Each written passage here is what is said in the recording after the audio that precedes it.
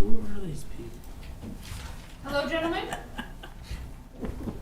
Good evening, how are you all? Lynn? Good. I don't know if we're quite ready to get started. I'll let the mayor handle that. I just wanted to make sure you could hear us. You can hear us? I'm Right? loud and clear. Perfect. Of course, I'm standing like right by the phone, but we have mics, so it should be good. Fantastic. Oh, you I can't did see not me. see this And on there. Is this? I'm gonna be joining on another Zoom. I didn't know how the screen sharing would go, or if you guys had projectors up there.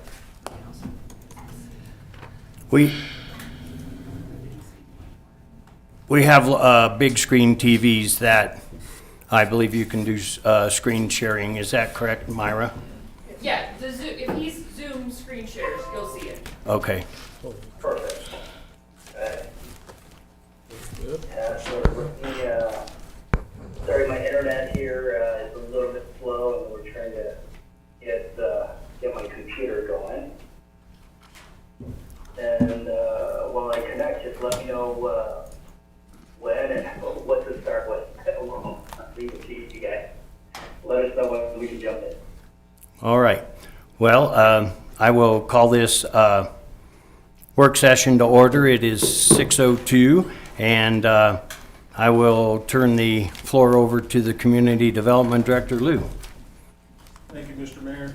We've been talking to Sheik and his party about micro-living here within the city of Rawlins. They have a parcel of property that's on the corner of Murray and Harshman, and it's just a hair over 10 acres. And with the design that Sheik has presented, and we can bring that up as well if you don't have it, it's on our board docs. The little subdivision would be 70 homes, and it meets our International Building Code specifications as far as, you know, these homes will be put on foundations. We have talked about the soil conditions there as well. I know Sheik was going to get a hold of an engineer to do some studies on that parcel of property. And it's just been exciting. We've had a few Zoom calls. We've had Pam and we've had Andrea. And I personally think it's a very good idea for the community that we have. One advantage that we have right on the corner there is it leads us to the schools. It takes us to the rec center. It leads right to the ball fields that we do have up there. I think it's a perfect location for this little subdivision. Where, corner of Murray and Harshman, you said? Yes. Right across the street from the storage sheds. And that is not owned by the city, right? At the No, moment? ma'am, that, we have to annex that into the city, and we'll start that process. We just want to get council's feel with this. The company has bought a lot on Bonanza Street for the factory that they're going to be building these homes in. And from there, once we get Jeff in the conversation, he can elaborate more on that process. Was there any specific reason that that area does not belong to the city but the county? Previously, at one time, there was a process that was started to annex that back into the city. And at one time, there was going to be apartments that went into that corner. I know there was some kickback from the neighbors across the street to the west of that property, blocking the view of Elk Mountain. And that's all I could find. Went through the process, went to council, and at that point, it was never filed with the county on their end, so it would have been annexed at that point. The question I might have, or whatever, I've been thinking about this, and I've watched the tiny home thing with a lot of interest. But, you know, are they going to be on wheels? Are they going to be on foundations? How does it fit with our current codes? streets, curbs, gutters, that sort of thing. And when I think about anything short of that, and I think about snow removal, and can you tell us about that? We have talked to Sheik on that, and at one time, I don't know if Sheik had made it down, he was gonna talk to the bankers here. These homes will be on foundations, standard foundations, and if we do run into issues, we had also brought up the idea of piers, holding these tiny homes up. So yes, it would be the preliminary plat, the final plat. We would go through the whole process once we get that annexed into the city and move forward at that point. So it would, depending on the lot sizes, right now, it's basically spot zoning with what's currently there. And we have residential mobile home on that side. We have R75 on the other side. So we would have to come up with a fitting for that little subdivision. And I know the last time that the community development, economic development met, Pam was gonna reach out to some of the neighbors in the state of Wyoming to see how they would classify that kind of subdivision. You know, when the crisis center was built, I remember that it all came to a screeching halt because there was no zoning designation for that exact use.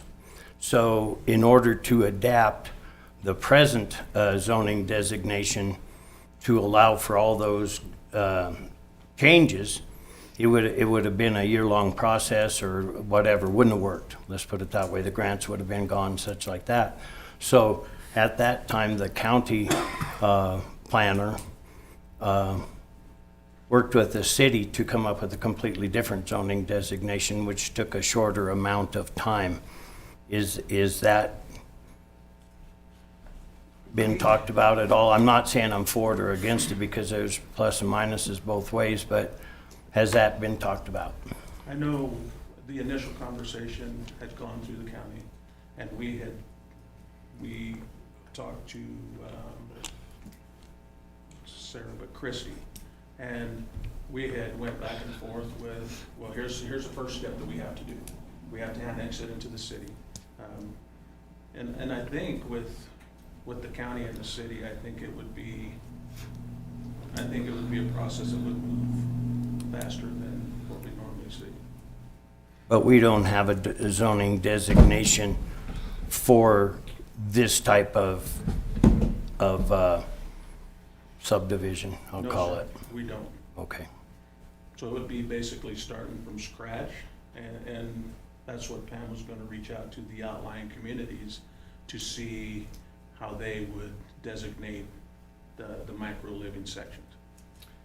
So what I've found so far is Jackson is getting back to me, Laramie's getting back to me, and Sheridan's getting back to me, and they do have and Casper.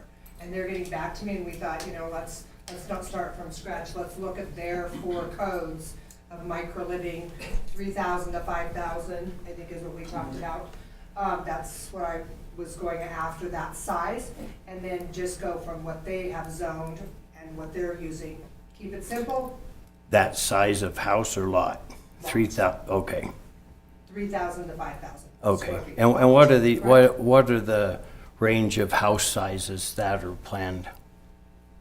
Hey, Sheik, do you want to step in on this? Yeah, absolutely. I apologize for the dual screens here. Like I said, I was working on my phone so I can have the conversation and hear you guys, and then on my computer I'll be able to share the screen. The current units are designed within anywhere between 280 square feet as a studio efficiency. But for this project, our 2 bedrooms are closer to the 580 to 600 square feet. Is what we're aiming for. Now, there's just to kind of address some of the questions. These are, or some potential concerns is that these are built with IRC building codes. They're built with 2x6 construction, wool-blown insulation. I mean, they're just a real true house. It's just a smaller version. Thank you.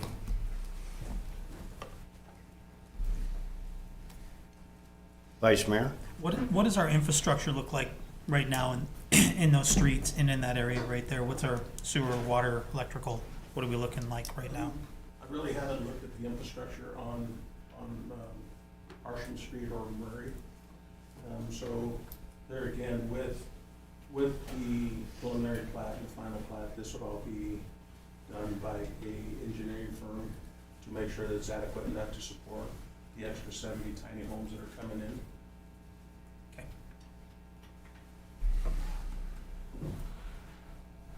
Questions? Comments?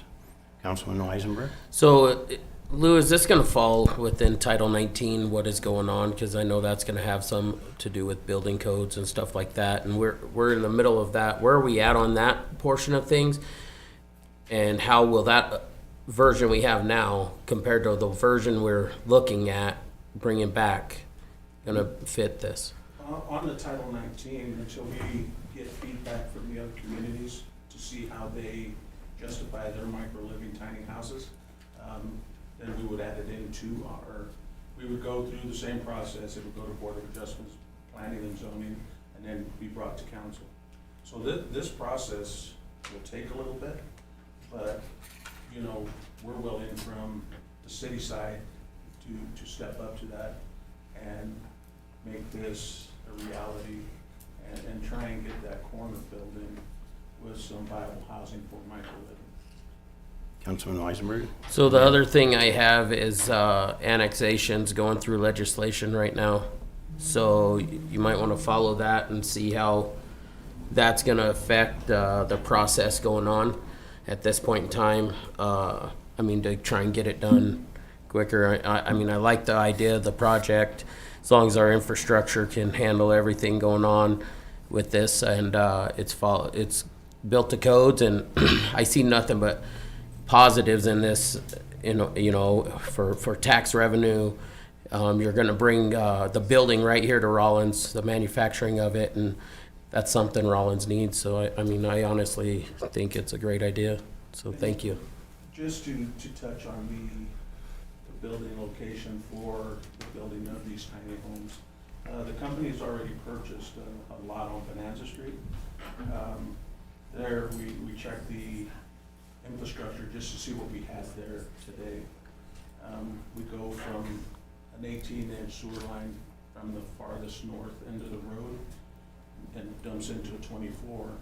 And we got a 6 or an 8-inch water line that's in that center of the road now. So the company has done their legwork as far as, you know, is this going to be a viable situation for us? So they will, even if we're delayed, after talking to Jeff today, if we're delayed on our end with the process moving forward, they'll still be able to manufacture these homes and they will be shipped out. So not only does this help our community here with, you know, tax revenue and so forth, but we also have the possibility, and I'll let Jeff and Sheik, if he wants to step in, possibly 15 to 20 jobs, full-time jobs for people.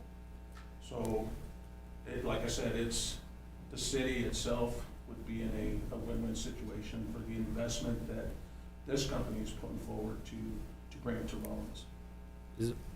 Excuse me, Councilman. That's correct, Lou. I mean, we feel like that the market deserves, you know, something that's more reasonable, affordable, but has the quality of traditional homes. We've made a strategic decision as a tiny home company. You know, rather than build our facility in Flagstaff, we really thought about Rawlins with the I-80 corridor, the skilled workforce that you already have there as well. And it just made a lot of sense, especially with the 10 acres being so close to the factory land that we just acquisitioned. So we felt like, you know, we can add jobs, we can provide a product, and really create a business in your community. And felt really good about the decision that we're making. Councilman Seeloff, you had a question? Basically, in chapter 19, we'll have to put a new section in there on tiny homes altogether, won't we? Is what it amount to whenever we do it. You know, So- because if we look at Title 19 for residential mobile homes, square footage of them lots is 6,000 square feet. So if we're talking, 3,500 to 4,000 square feet, then it's gonna have to fit to that subdivision. And I think if we can put something in place for that, then who's to say that we don't acquire more land someplace else to bring that? So we would have, already in our ordinances, micro living / tiny homes. And most of the ordinances that I've looked into so far, they all call them micro home ordinance. Councilman Weisenberg, and then you. Yes, the tiny home movement has quite a few different products, and we like to consider these a little bit of more of a micro home versus tiny homes, or your traditional park models that are on chassis and wheels. Our factory will produce both, but for this 10-acre parcel, we felt like going into the market was appropriate as a true 2-bedroom concept versus a trailer or a park model. Councilman Better Weisenberg. quality. So you said you're developing a manufacturing place on Bonanza Street? Just on the, obviously there's a handful of lots down there for sale. Are you developing new or buying existing to start? I'm just curious. New. New, so it's all the way down on the east New. or west, more so. Okay. That's a big plus too. Councilman Lewin. Cool. So who are these designed for? What's your demographic on the people that will buy these homes? Say that once more, I'm sorry. I'm used to this. What is your demographic? Who are you looking to buy these homes? So I think the price point is really designed for a pretty wide spectrum of folks. I think you have some younger generation that's looking at, they're being raised and coming up into a time where they feel like they don't need as much stuff, and they can, but at the end of the day, they want to own not only the land that they live on, but the home that they live in. I think it's a great product for potential retirees as well, where they're downsizing because they send off their kids to college and they all have lives and families, and they don't need as much stuff. And I think for us, it appeals that it has a wide spectrum of folks that we can market these to. And they're all one level. They're not. There's no upstairs, downstairs. Correct? Correct. It's just on a standard cross-based foundation condition. Again, just like a true 2x6 structure, follows all of the IRC codes for health and safety, building materials, all of it. Looking at your picture of how they're arranged, is there a reason why the streets are wavy? I'm used to straight streets. Yeah. Was it this layout that you're Yes. Yeah. So this was just a really high-level concept for Okay. us. It's not necessarily set in stone, but we wanted to figure out, just from a generic mapping exercise of what's appropriate, what feels comfortable, especially with these units being about 580 square feet. Do we have enough room to put in a garage or a carport? And we went through this exercise and felt like not only does this give a large enough green space that each neighbor with their own lot could share, but it gave enough space for storage and like a storage shed and a single car garage that we could add to each one of these units. But the roads were not designed in a particular way. Okay. Councilman Seelock. That was gonna be my question. If you're big enough for a garage or 1 or 2 stall garage, I hate to say people in Wyoming like garages more than their house. Yeah. Well, I'm with you. I live in a very rural place, and with Moab, the weather being pretty decent except for this year. But we have storage sheds and garage space because we got to have our toys down here in the middle of the desert. So Yeah, garage space is super important, and I think probably with the snow and the winds that you have, I'm sure that's gonna be a pretty in-demand, amenity.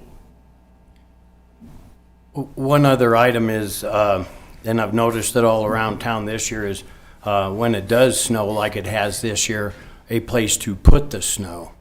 So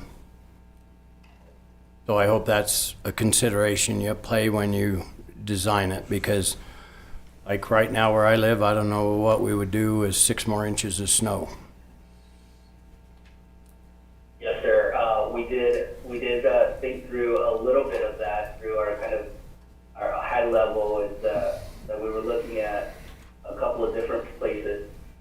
Depending on where these larger green areas are, give me 1 second here. We have an opportunity to potentially put some, playground space, but we would use some of this green area for retention, detention, and I think it naturally works for snow concentration as well. Okay, Councilman Seeloff? So when this is done, all the streets and all, you're gonna turn the streets over to the city, or are you maintaining all the streets and all of that through, always? So generally, we'd love to keep it as a private drive and have an HOA, but we are very sensitive to the affordability market. And we want to get these smaller, home ownership into as many people's hands as possible. And HOA fees may kind of hinder that. So, if it's handed over to the public or to the municipality, obviously we would design it to whatever the city standards are. These individual meters. Did you guys see the whole presentation? Have you guys gone through? No, Oh, Sheik, you wanna show them the whole presentation? Yeah, absolutely. Why don't I start from the beginning here, and we can kind of go through it. Again, this is really more of a, rather than a tiny home, micro home development. Again, traditional build, traditional standards, traditional insulation, but with just downsizing to help with the affordability component. The location, obviously, I think you guys all know where the location is, the 10 acres. It's next to the current mobile home park, and then I believe you have some additional mobile home and storage and single-family homes within that area, along with the high school. Let's see here. So our current model and the concept summary is that we're looking at about 70 homes. The lot size will range anywhere between 3,000 to 4,000 square feet. And our preliminary findings is that the market price would be anywhere between $180,000 to $220,000. We'll get a better feel for that as we go through our supply chain logistics at the factory and see where if there's some additional spaces where we can reduce that price to hit the affordability component regional. The units will be anywhere between 600 to 700 square feet. And it is truly designed as you own the land as a homeowner and you own the home. None of this, I have a home on a trailer that I own and I lease the land. This is truly a mechanism that I feel passionate about, and I think all of my partners feel passionate about, is creating economic upward mobility for folks to own a little piece of the American dream. So that one means a lot to me, and I hope you guys understand that component. Traditional mortgage financing and traditional home buying and selling process within those lot sizes. Any questions on that concept? any questions? I see nobody with questions. Yeah. Great. So these are true modular build and design. We'll be constructing them in the factory and delivering them to the site. Thank goodness we have a short delivery road, so we don't have to contend with a ton of bridges or the interstate to this particular site. So that's music to our ears, by the way. We've had some logistics with different large heavy hauls lately, and it's been an interesting winter, as I'll say. Built to the IRC, local municipal building code, set on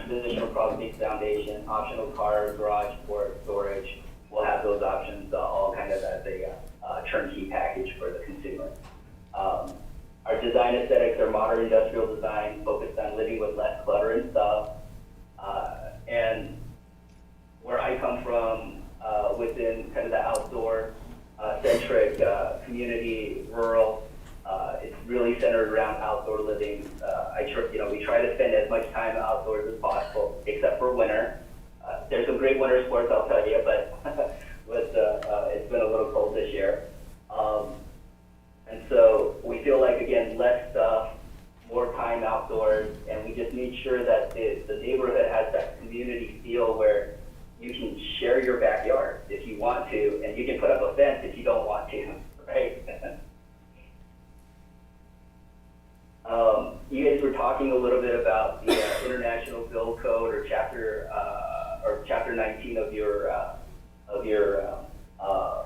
zoning regulations. Now, most of the states here, I have them listed.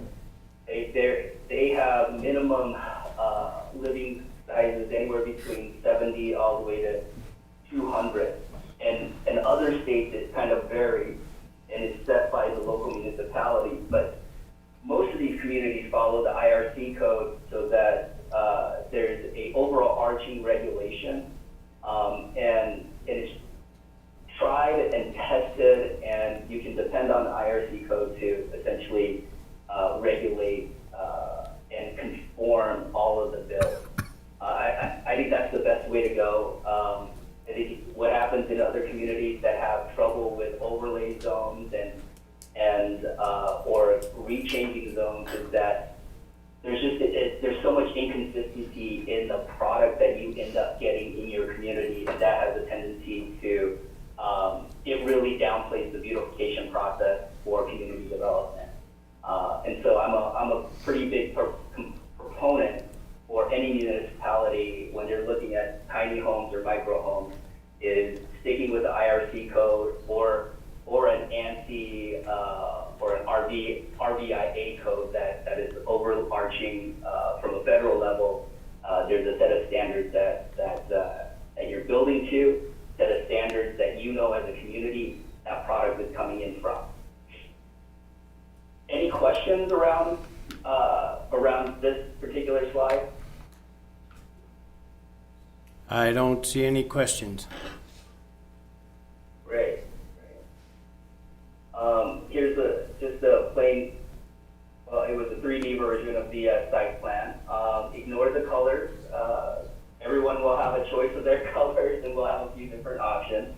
But generally, it's a hardy board finish on the exterior, corrugated metal. We'll let it rust a little bit so it has that real nice industrial look to it. Again, plenty of room for a single car carport. I think we have a lot of back yard space as well. And if you want to be a little, private, the units themselves provide that privacy. Here's the site plan. Again, very high level. We'll definitely go through and fine tune this entire site plan as we get into the full civil design, understanding the grading, understanding the geotechnicals out there. And obviously there's a process for us to follow, but we wanted to make sure that this is a little bit of a new concept that we had some favorable support before we went too far down the process. Again, so off that same site plan, I wanted to give some examples of what the square footage of those lots would look like. They're small. The lowest would be about 3,000 square feet, and we can. Some of the side lots are up to about 4,900 square feet, and stuff in between. Again, this concept with being able to subdivide into smaller lots provides that economic upward mobility for homeowners to create equity within the land and the home that they own. And hopefully they can get into something bigger as their life goes on, and if it's a young couple, and be able to downsize if they're retired and don't want to have so much stuff anymore.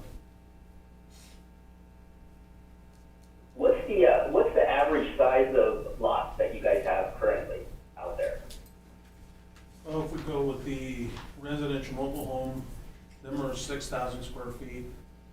And then if you go to the R75, that's 7,500 square feet. And it just goes up from there. Gotcha. Is there any challenges that you guys see as a community with the mobile home square footage? Is that too big? Does it fill up with clutter? Are there beautification issues or overall community health issues? Well, we do have our share of issues, I would say. But it's how, you know, we as a city would look at that to, you know, if we enforce our codes that we do have, then we try to eliminate them issues that we do come up on. A lot, And I think, excuse me, a lot, sorry to interrupt. no. A lot of the decisions I think that have been made in the past as far as lot size and such like that is from health and safety issues, being able to get emergency equipment to the various locations as well as tradition a little bit. But health and safety is probably the largest concern I have with too many houses too close and not being able to get emergency equipment to them. Yeah, absolutely. I think that's a very legitimate concern, and you know, our civil engineers that we've worked with historically, they're really good at ensuring that you have wide enough roads and enough circulation if there's anything to happen within the neighborhood. You know, the health and safety component is, for us, is why we're doing what we're doing too, is that, you know, we want to put a product and a home and a piece of property that people are going to be proud of. And I'm sure you guys have seen it in the past where people just lack the passion or just because of their neighbors are doing something, they just don't upkeep with it. And we feel like we can put a community together where it kind of holds a little bit of that standard so everybody feels good about living in the area. Councilman Lewin? This is our Easiness brand. This will be the first product that we'll be producing out of the factory there. Ignore the red sandstone in the back. It'll be just replaced with the Rawlins rolling hills of snow mountains. Or the dress, right? Snow dress, is that what I Yeah. heard? That you guys have tons of snow dress up there? Yes. 2 bedrooms, again, lots of sun, lots of openness. Once we build one, we'd love to have you guys there so you can feel how open it is when it's even just 11.5 feet wide. We love the product. We've had great feedback with this product. Super efficient. You have your entry here, very modest living space, and a modest first and second bedroom. So do you have, is there a place a person can go to look at something you've done in this way? Yeah, so I mean, you could go and we have one of our units down at our dealership in Austin, Texas. But I'd be happy to send a footage of the walkthrough of the unit, so you guys can see it. As far as a full-blown community, it hasn't been done as like 100 units, right? We've been selling to end consumers, and we've been just very fortunate to meet Namish and have him as our partner, that he sees the vision and wanting to put a quality product within your community, which also helped us make a decision on creating a factory right down the street. Okay. I would like to have you send that video or whatever so we can share. It'd be interesting for us to see. Oh yeah, absolutely. I'll share the video walkthrough so you guys can see the product. That'd be great.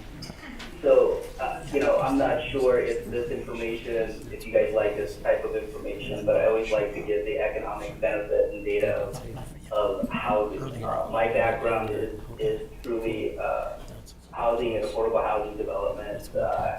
Locally, I was the chair of the housing task force.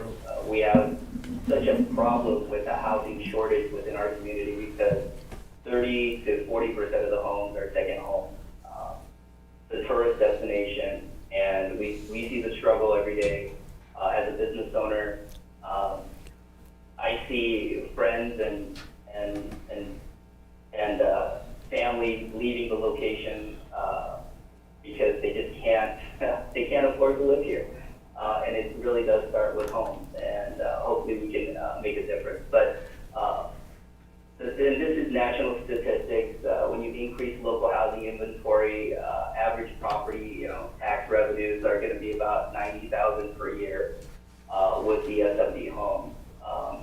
Increased local banking and real estate activity, and that has a kind of a rippling effect across the board. But when you add homes within your community, really accessible homes, when they're priced within the entry level to medium income, it increases local discretionary spending across the board. You create fewer evictions, so essentially less homelessness as well. Healthier population, just generally equals healthier economy. And basically the National Association of Housing Studies shows that 100 rental homes generates about $2.2 million in taxes. Within the other governments, including about 161 jobs within the first year. So we feel like not only are we bringing the factory and the workforce and garnering, hiring the local workforce there, but we'll be utilizing the workforce for all the underground work and site prep, landscape. I mean, there's just so many things that ancillary when it comes to construction that we're able to participate in. But these houses And I aren't, think you guys. sorry, these houses aren't rental homes, correct? These houses you're specifically building for homeowners, right? Yeah, so our primary objective is to build and sell for local home ownership. But we will look at, because it sounds like there's quite a few rentals that also happens within your community as well. And so we want to also have rentals available, because I think to help housing, affordability housing or housing inventory, you have to kind of have both within a community. It's not only rentals, but also home ownership. But our priority one is to sell them and have local ownership. Does that answer your question? Yes. Thank you. Okay, great. And really for us, the next steps is just to get to the civil design, go through the site plan and plating process. We'll have our factory built and start hiring workforce and get to work. Any questions? What are your timelines for the factory part, the part you're in control of, I guess? So the factory timeline is, I believe Jeff Smith, my factory partner, is sitting in the room there. Wave, Jeff, if you're there. He's there this week to dig the underground, the foundation work. I believe we have some additional building plans that we got to hand in before we can go into vertical construction. So we feel like by the end of the month, beginning of March, we'll have a building up and ready. And at that time, I'll be in town and we'll start looking at hiring a foreman and a factory supervisor, and start looking at hiring probably our first 4 to 5 employees at that time. Getting them trained up, and then we hope to have our first product out the door at that factory by end of April, potentially with if if we're, it may be in end of May.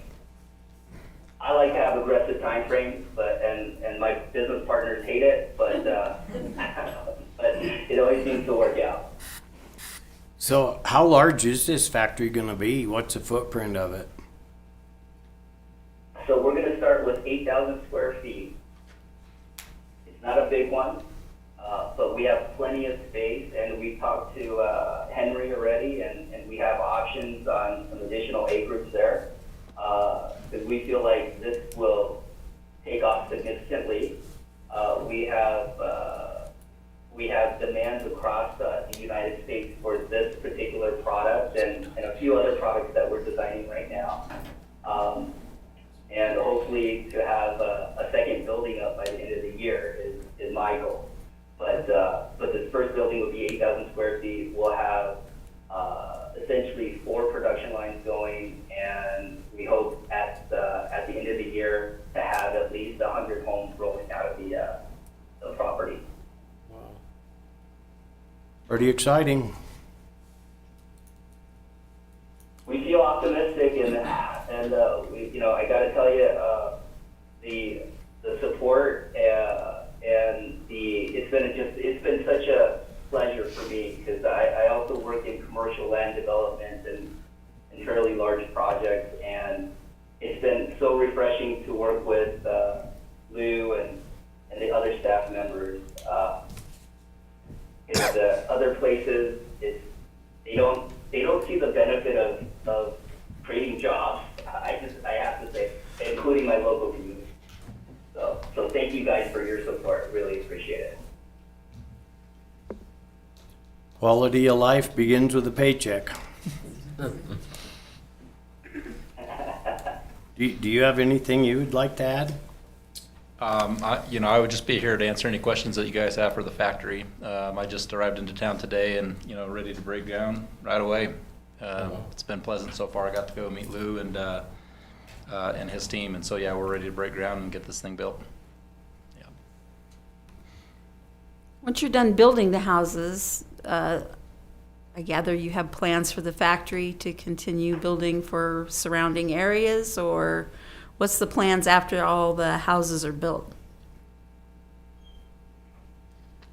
So after all the houses are built for the mission property, we have quite a few demands for, like I said, all over the United States. And the reason that we also really settled on Rawlins was the I-80 corridor connection to the I-15 and also to I-25 gives us really easy access to I-70 as well. So from a trucking and exporting standpoint, it's a great location. And I'm not telling anybody else about it, just so you know, I'm just kidding. But we feel like it's a great location, and once the 70 units are built for the 10 acres, we have a lot of demand across the United States right now. Anybody else got questions? I just want to say thanks for bringing your business to Rawlins and recognizing the corridor we actually have here. It's amazing that someone actually figures it out. So we've been preaching it for a while, and it's appreciative you guys looked in Rawlins and bringing your manufacturing here. So thank you. I concur. Thank you guys for being so welcoming, and I'll just say, even a blind squirrel, finds a nut every once in a while. So, thank you guys for being so open to what we're doing. Really appreciate it. Mayor Wycombe. Could I ask, Go ahead, Cheek. Lou, what's our next step on the 10 acres? What would you guys like to see from us? The first thing we're gonna have to do is annex that property into the city.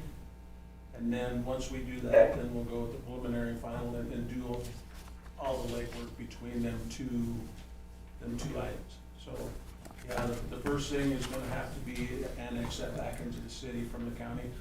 And then we'll move forward from there. And like I said, we'll go to the boards, get their approval. It'll be brought back to council for their approval. And we'll just keep pushing forward.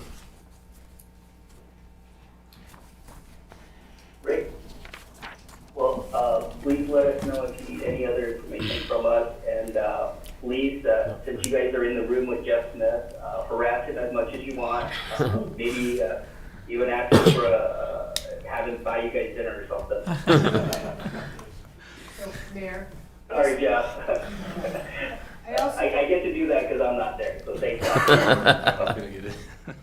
I wanted to we had talked about this in one of our meetings, but bringing in Welcome Home Wyoming, which is a first-time rent assistance, down payment assistance program. So I've reached out to them, and I've kind of started talking to the school district and the Penn and trying to work together from an economic standpoint.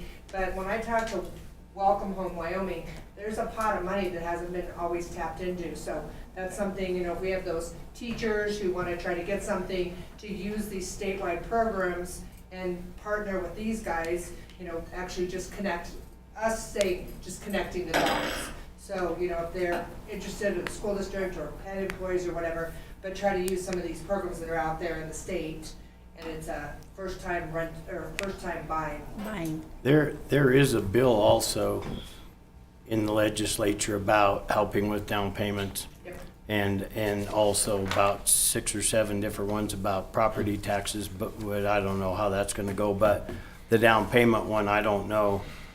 That's the first time I've heard of it, so I didn't sit down and read it all, but I do know that could change things too. Yeah. Yeah. This program I learned about it at a conference a couple months ago, and I just continued after we had our first call. I thought, well, let's check into it, because if there's, again, assistance that if they're working on selling or hire a realtor, say, hey, look into this program, so. Yep. All right.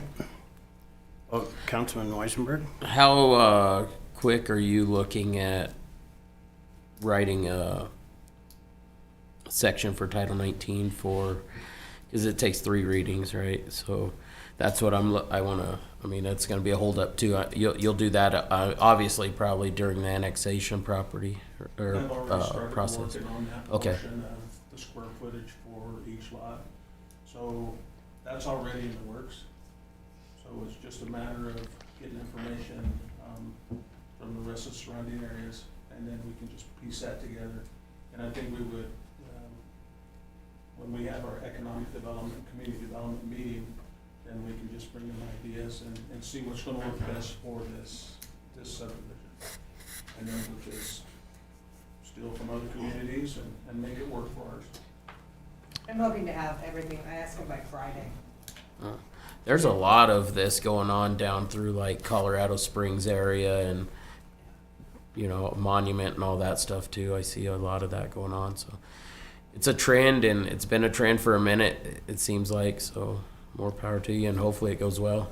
And I wanted to mention that the city of Cody and Powell are kind of watching closely as to, what this process is going to be, because they're going to follow suit right afterwards. There's a lot of demand for it, and they're asking for us to go up and do it up there as well. And we said, let us go ahead and take care of this one, down here. We're going to establish our factory down here, and they're ready for us right afterwards. So Awesome. I think everybody's watching. Be good. Well, any more questions? I just want to thank Sheik and Kamish and Jeff. This has been a process that we've gone through, and I don't know if Andrea made it to town, but she was supposed to be here with us. She's upstairs. Oh. So, thank you guys, and we look forward to working with you, and our staff appreciates what you guys are doing for our community. Yeah. Yeah, thank you. Thank Look you. forward to working with Thank you. you very much, folks. Yep, Absolute pleasure. Thank you all. yep, Have a good day. you too. All right, with that, I will adjourn the workshop at 6:50. I had to think of the word. So moved. I have no internet, whatever. Where's Lynn? There. We just need Lynn because she'll know. Here's Myra. Or Myra. She'll know the username and password to use. Get back on the official. Will you turn, Pam, That way you're not on the guest. Just on the official one. I don't know what I'm doing.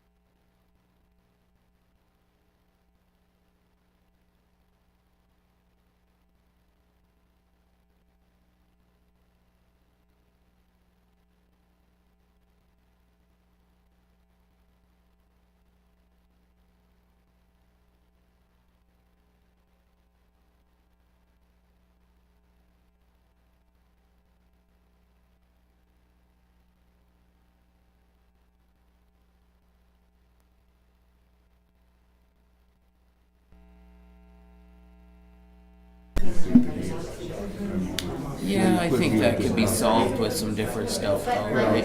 Since then, they've came up with a lot of different things, you know, that was, They wrap them. that was 30 Yeah. years ago, 30, 40, that would be Long time ago. 50 years ago, yeah. Now up to 60 years ago. 60? I'm just saying. Oh, man, I'm not even, that's before I was born. I moved here in Oh, gosh.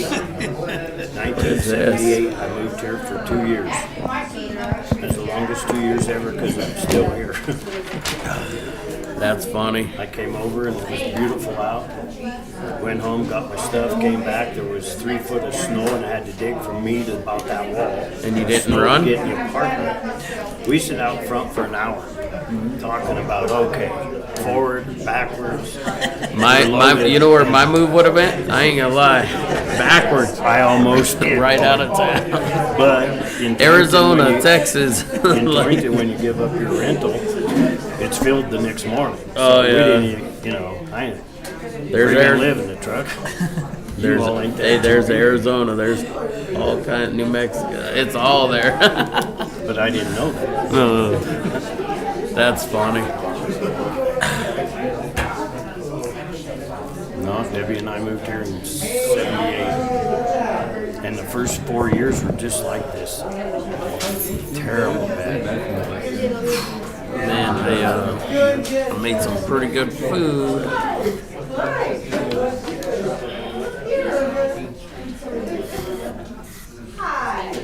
Rawlins lost by 1 point to Torrington. I used to go to the Torrington games when they were here because my classmates' kids. Now it's my Tonight? classmates' kids. Nobody, you know, I don't know. Yeah. We had that amusement park over there, and I told my mom. It was good. It was good. You knew her, Mom. Does that make you feel any better? No, it doesn't actually make me feel any better. Let's make Terry feel like he's hungry. Yeah. Are you hungry? Are you hungry? Oh yeah, let me show you my dinner then. Look at this dinner I had. Well, break your phone. Oh man. You know what? Hey, you know what time I started that from? 10 o'clock. Yeah. 10 o'clock last night? Yeah. All right, we're about ready. So there's quite a bit of, Brisket? yeah. Full one? Yeah, big 20 pounder. Oh yeah. That's the story of my summer. Sitting around with Travis. Okay, what are we doing this time? I got to order what, 800 pounds? 15 seconds and counting. I didn't see that clock up there for the longest time. I'm like, where are they seeing the time? I kept trying to We call a time or something and he didn't even know. Our meeting, and I kept, they said, what time? I said, I can't Did see you that join clock Bruce? back there. Did he join the meeting on board docs? Yes. Okay. Okay. The time has arrived. It is 7:30. I will call this meeting to order.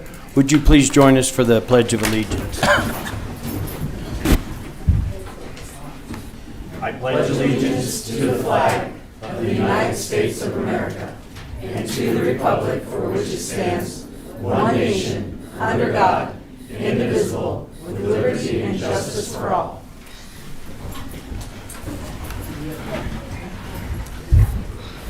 Thank you. Next thing on our agenda is roll call, please. Mayor Terry Wycombe, Here. Vice Mayor Steve Sanger, Here. Councilmember Darrell Gardner, Here. Councilmember Tanya Lumen, Here. Councilmember Bruce Seeloff, Here. Councilmember Chris Weisenberg, Here. Councilmember Jackie Wells. All right, thank you. Next thing on our agenda is to approve the minutes of January 2nd. Approve the agenda. Approve the agenda. Oh, I'm sorry, skipped right over. Next thing on our agenda is to approve the agenda. Councilman Weisenberg. I move to approve the February 7th, 2023 City Council agenda as presented. I'll second it.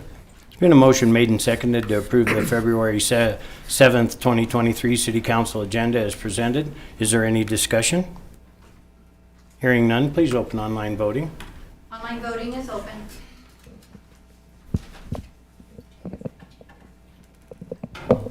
I don't have anything. There's no little box. Should have showed up a little box in there. It takes a second sometimes. Mine You came can up, verbally let me know. mine came up. Yes. Online voting has closed, the motion passes She's with not 6 signed in, yeas. Are you logged in? Yeah, signed in, logged in, Signed. Logged You in. have Are me you on, signed are in. you on the, and then join the meeting. Steve joined the meeting. How do you do that? You already joined her because you got it up there. I got it up here. Yeah, it's, so, but you clicked on the agenda. Now, once, so there's a little person up in the top right corner. Yep. Okay, click on that and it'll say log in. You'll need to log in there. You log in there. It says sync is on, linked account, add account, other profiles. She's on the agenda and all of that. No, that doesn't You mean still she's have to logged join into the meeting. meeting. So Yes, join the meeting. Well, you have to log in. normally when you come up here and click on this person, that little dude there. Yeah. And that's what I get. I don't know, somebody smarter than me. What? I was just making copies of this.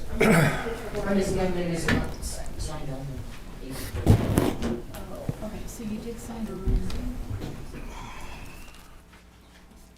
I was watching a council meeting. Tanya, on the left side, under agenda and minutes, is it Oh. lit up? That person, okay. This one right here. Okay, hold on. Oh, Okay, okay, yeah. so you put your name in there, so it's on T. Lumen, and then you in this case, on Okay. Okay,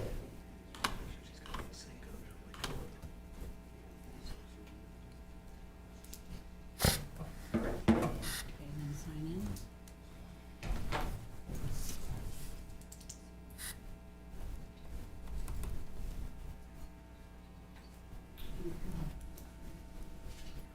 Because it likes me.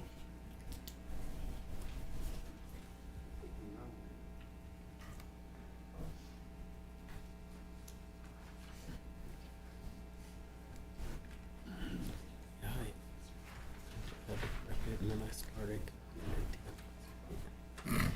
Oh, 1 o'clock. Start spreading. I didn't have it on till like 2:30 today. Okay. And I have to reset. When you go like that. Yeah. Right on the Did you change your password? Yeah, this password is not the same as when you log into the meeting. Oh, then I have no idea what it Okay, is. so then it's T. Lumen. Because it's mine, took that entire thing. It took 1 point.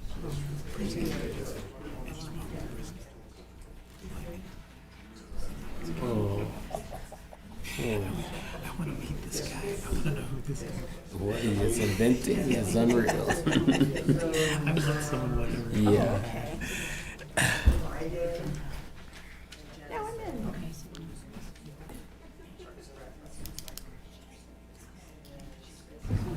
I have a hammer here. And get started. Exactly. Okay. right, thank you. Thank you. I actually was gonna.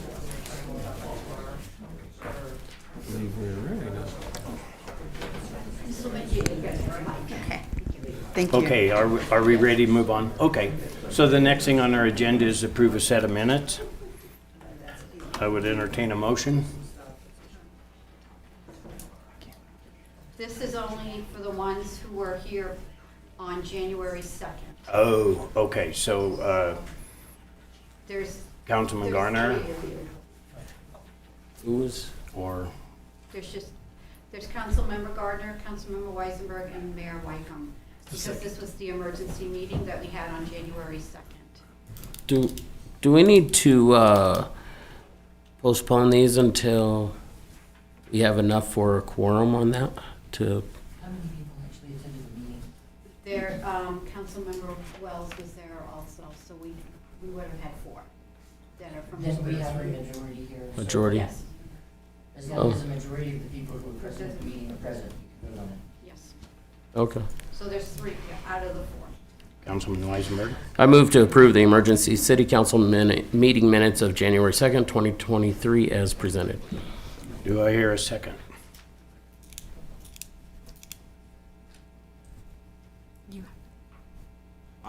No, I wanted to object to them, for these minutes specifically. It has to be seconded to be For a able to be discussion. discussed. Okay, so I'll second for discussion. All right. It's been moved and seconded to approve the emergency city council meeting minutes of January 2nd, 2023 as presented. Is there any discussion? Councilman Garner? On the, let's see. I want to make sure I got my notes right. So on the January 2nd meeting, I would just like to add the code that was sent to me by Gwendolyn. In the beginning, there was a lot of discussion about what was said, and I think that code that was sent to me would be important to have in there. And it was Wyoming Statute 15-1 dash, is it 127?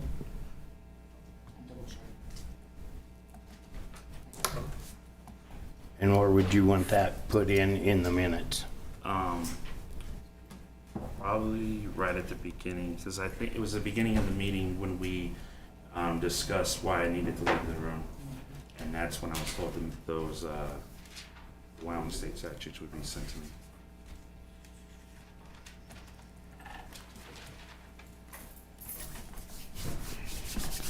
One 127, yes, 15-1-127. Correct. Okay, thank you. 127.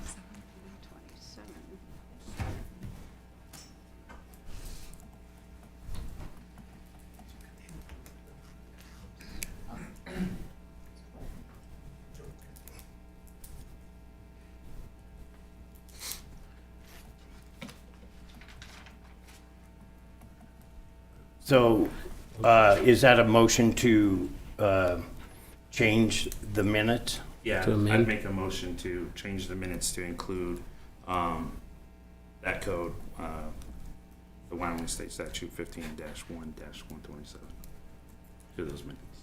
I'd second.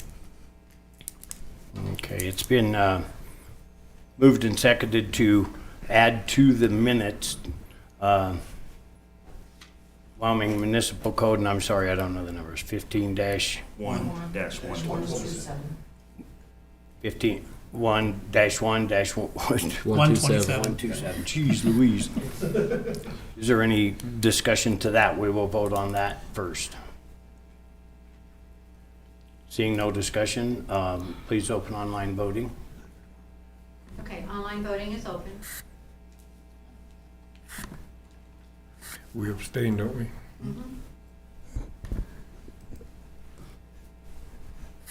There it is. Come up. Online voting has closed. The motion passes with 3 yeas and 3 abstains. The 3 abstains was Councilmember Seeloff, Vice Mayor Sanger, and Councilmember Lumen. All right. Now we'll go back to the original motion to approve the city council minutes as amended, I guess, would be the vote. Is there any discussion? Please open online voting for that.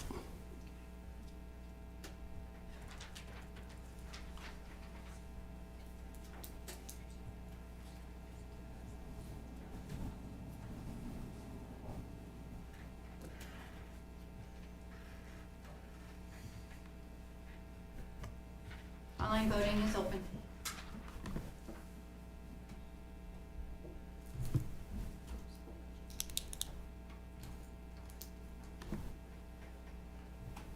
Online voting has closed. The motion passes with 3 yeas and 3 abstain. The 3 abstain was Councilmember Seeloff, Vice Mayor Sanger, and Councilmember Lumen. All right, thank you. Next thing on our agenda is to approve the minutes of January 11th. Do I hear a motion? Vice Mayor Sanger? I move to approve the special city council meeting minutes of January 11th, 2023 as presented. Second. There's been a motion made and seconded to approve the special city council meeting minutes of January 11th, 2023 as presented. Is there any discussion? Councilman Garner? I'd like to make a motion to amend these minutes as well. If we could, I'd like the minutes to reflect that during that meeting, the item that I was discussing, the actual meeting itself, how it was presented to the council by text and by email, was specifically stated to discuss the procedures the council will be taking in filing the vacant seat in Ward 2, and that there was no discussion of it changing before the meeting. And then I would also like, after executive session minutes, for it to add Mr. Wackham's remarks coming out of executive sessions, the consensus for the procedures the council would take for filling seat Ward 2.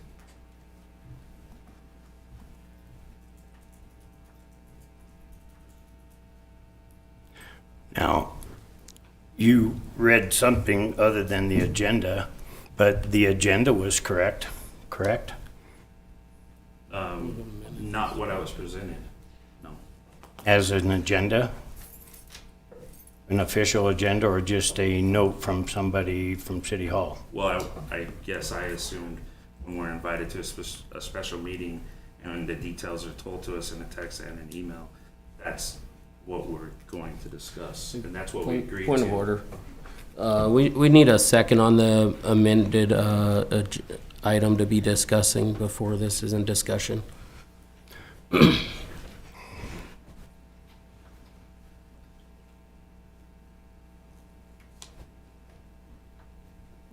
So can only the people in that meeting second, correct? Okay. Do I hear a second? Do I hear a second? Do I hear a second?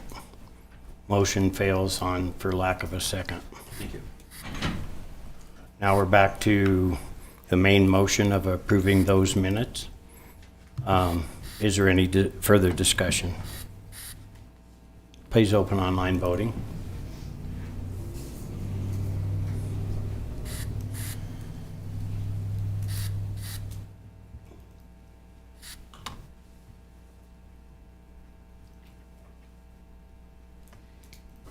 Online voting is open.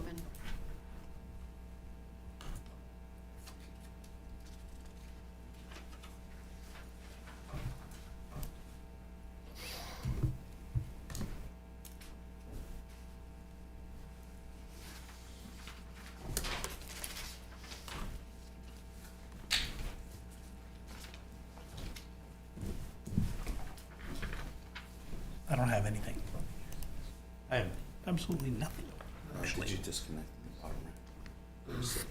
You can verbally tell me why you look. In the bottom right is your Wi-Fi hotspot. Yeah, it's online here. Click back into the regular meeting. I just did that. Oh, here we go. Here we go. Make sure you're still logged in.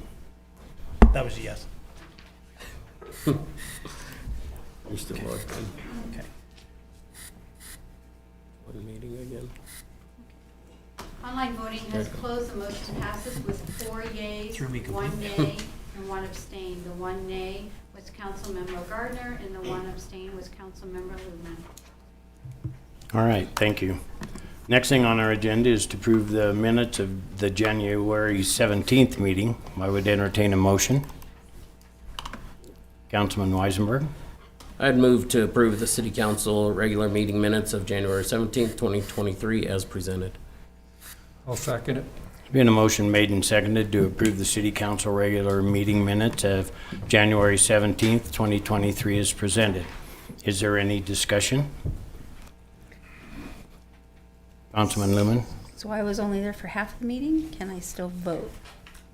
No, that's Approve a it or question not? for Wendy. She was only here for half of the meeting. I believe it would be appropriate to abstain because you can't vote for the Entire meeting? Okay, I just wanted to make sure. Online voting is open.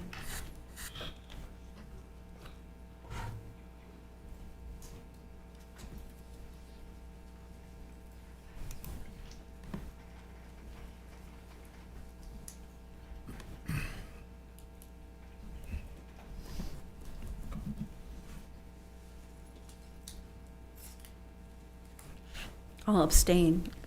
It didn't come up, so. Hit or miss, I guess. Online voting has closed. The motion passes with 5 yeas and one abstain. The one abstain was Councilmember Lumen. All right, thank you. The next thing is, at this time, I will open a public hearing. It's to approve resolution amending Resolution 9-2022, fees, finance, water, sewer, and utilities, Appendix E. Is there anybody here that would like to speak to that? And that's the Glen addition, right? Correct. Reduction. Come up there and tell you what it. You click on it. Yeah, come up and just say your name so the secretary or the clerk can Okay. get it and tell us what you'd like to say. Thank you. When you click on it. Barbara Durrell. Clicking on it, it comes up. That might be why I didn't let it in. That might be.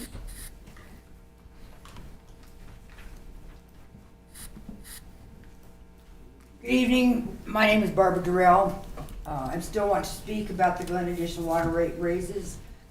I sent you all another email that's numerous, I'm sad to say, but they're getting briefer. That doesn't discount the facts I'm presenting. I still feel the council is looking at this from one side. You're seeing the water go through the meter, you know the water's been treated, you want paid for that water. I get that. I've tried to present some other pieces of the puzzle that maybe as city council people, it isn't in your priority to consider.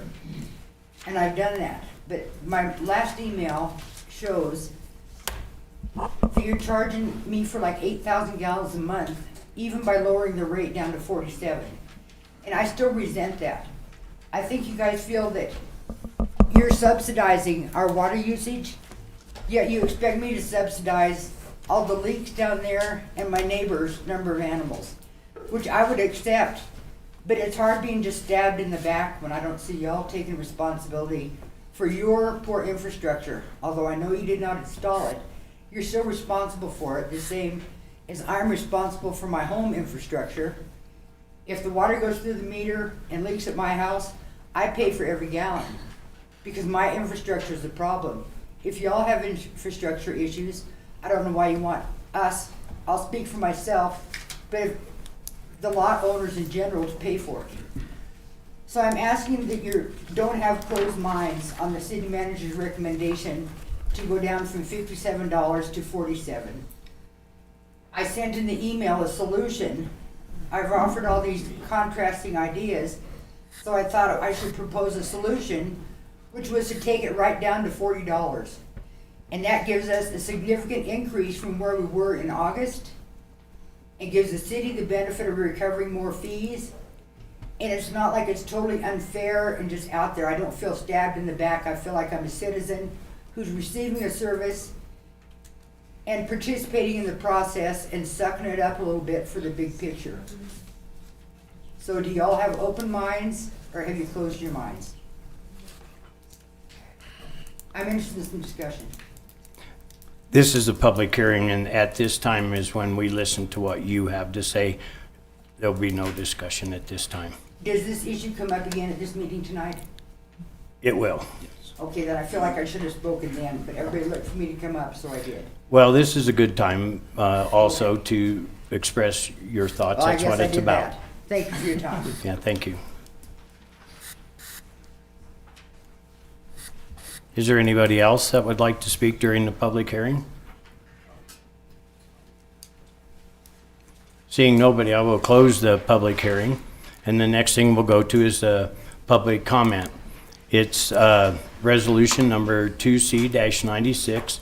It does set a time limit of 5 minutes for citizens' participation to talk about anything they would like to talk about that is not presently on the agenda.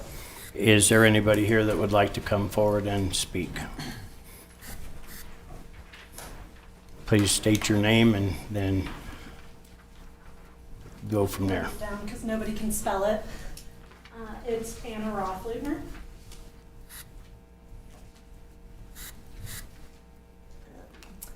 So I'm sure that many of you guys have seen me at meetings before. I also watch the meetings at home if I'm not here. And I wanted to make a comment on how the meetings are run. So we have this public comment time, which is for people to address issues that are not on the agenda. However, I've noticed that later on, when something is on the agenda, it's not clear to people when it's appropriate for them to comment. And so I've seen people come here wanting to comment on something on the agenda and not get to comment because it's not clear this is your time. And often I've seen it rush. It'll be discussion, open voting. And so people would have to interrupt in order to say their comments. And so I would ask public comment time. For instance, I have something I would like to comment later on, and I really would prefer not to have to interrupt someone to get up here. Thank you. Thank you. Is there anybody else that would like to come up and speak at this time?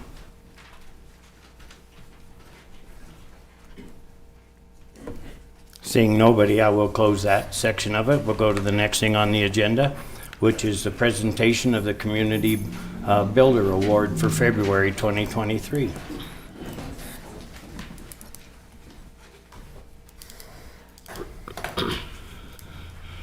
Honorable Mayor and Council, can I ask some members of the volunteer committee to join us up here, please?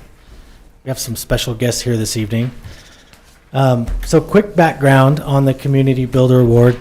This is a monthly award that the city presents to local individuals, businesses, organizations for their volunteer service, sponsorship, promotion of programs and events, outstanding service in the interest of the city, and for other contributions significant to Rawlins' quality of life. The volunteer committee is very excited and would like to present the February 2023 Community Builder Award to Jerry Zhang and Ichiban Steakhouse, Japanese Steakhouse for his and their outstanding service and contributions to our community. And before, and you can ask your friend here to join you if you'd like. He's running. Yeah, right? Photos. I think, thank you for being here, and I think Pam would like to say a few things, if I could turn it over to her first. Thank you. Thanks so much. Oh, nope. So we're super excited to have Jerry and his restaurant up here this month as the community builder. And I got to interview Jerry, and it was fun. He actually made my heart warm, which is kind of what I learned from him in my interview with him. And I asked him what drives him to do all the service. And he said, my grandma.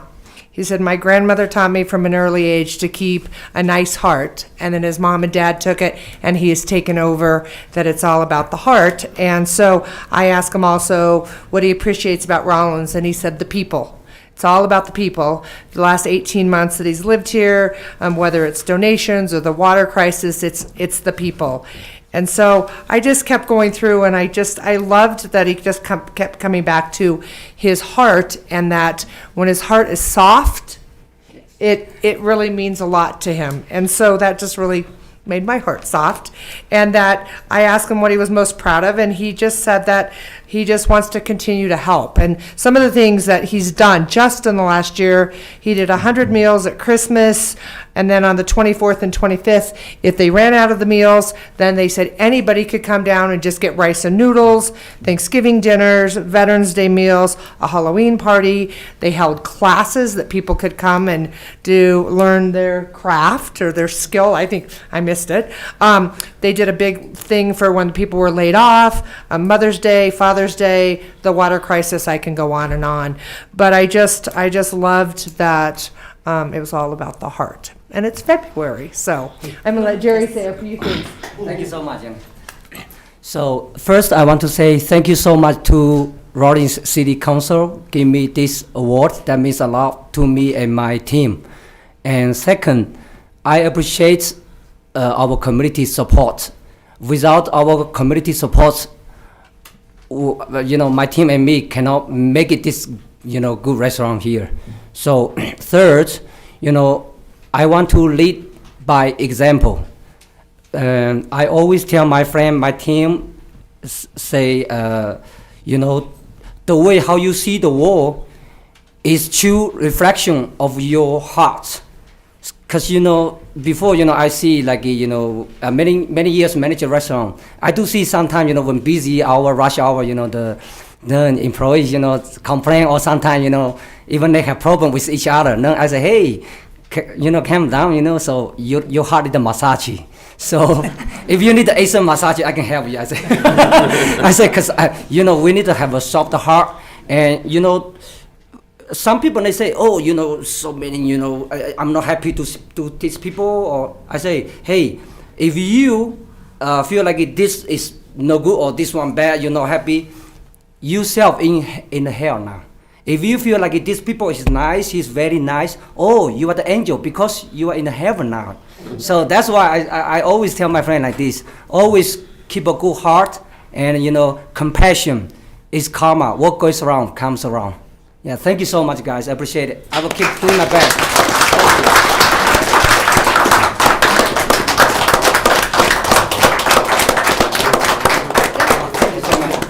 So we're going to do a picture, but also the city council, the recipient picks who they would like their $100. And so, again, it's all about the heart and giving. So Jerry told me that he wants to be able to feed more people. So his $100 is going to St. Vincent de Paul.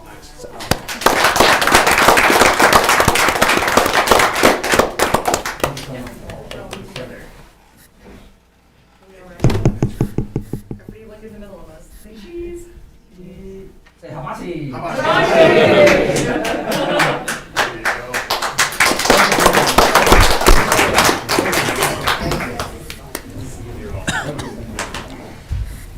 Very well deserved award there, and we appreciate you bringing your restaurant to our town. It's a fun place to eat and a real asset to Rawlins, so thank you very much.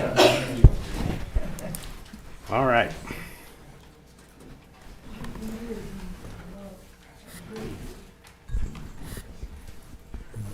The next thing on our agenda,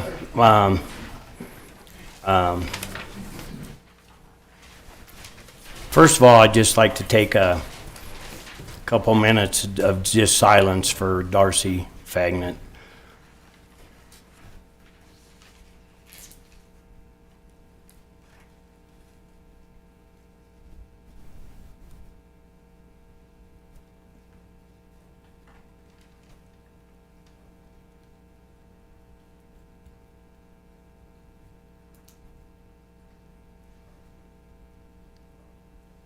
Thank you all. I would entertain a motion. Councilman Weisenberg.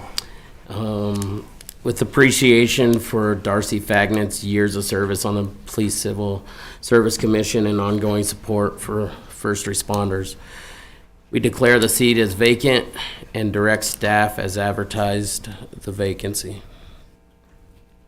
Do I hear a second? It's been a motion made and seconded that with appreciation for Darcy Fagnant's years of service on the Police Civil Service Commission and ongoing support for first responders, we declare the seat is vacant and direct staff to advertise the vacancy. I would like you to speak. As already stated, Mr. Mayor, Council, thank you. Ms. Darcy Fagnant Welcher served on the Police Civil Service Commission for at least 2 terms. It's with great sadness that we saw her battle an illness that finally she succumbed to on January 24th of 2023. It's a loss to the Police Civil Service Commission, and she also was an employee for the Carbon County Sheriff's Office for the last several years, so it's a loss in her service to our community as well. So even though we didn't want to lose her, we do have that vacancy that needs to be filled now. Yeah, she enjoyed doing that job and really appreciated her doing it. So with that being said, would you please open online voting? Thank you, Jared. Thank you.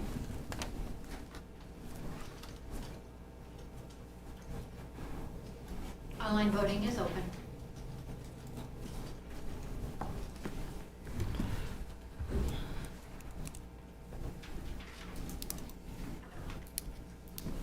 Online voting has closed. The motion passes with 6 yeas. Thank you.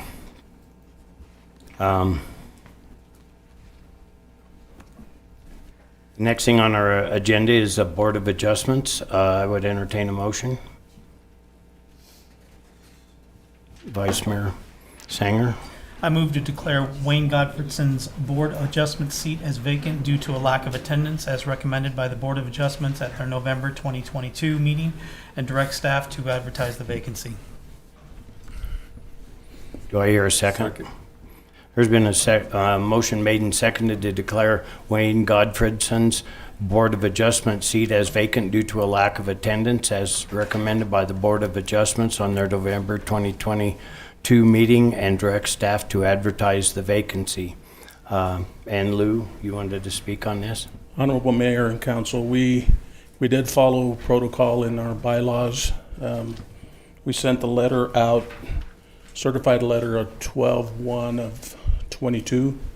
It was signed for on 12/7 of 22. The end of January, we heard nothing, so we just followed this step to declare that vacancy. Okay, thank you. Any further discussion? Councilman, I just want legal advice. Is this legal to remove someone off the board? Even, I understand it's in their bylaws, but I remember in the past, there was issues with that. So I just want to double check with that. If they have met the requirements for non-attendance, they can be removed.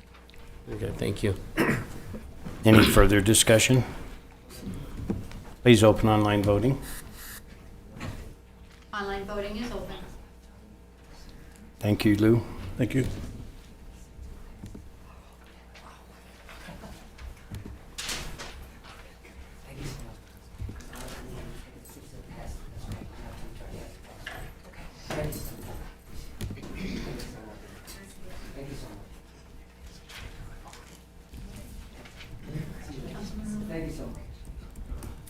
Yes, but I didn't get a box, so.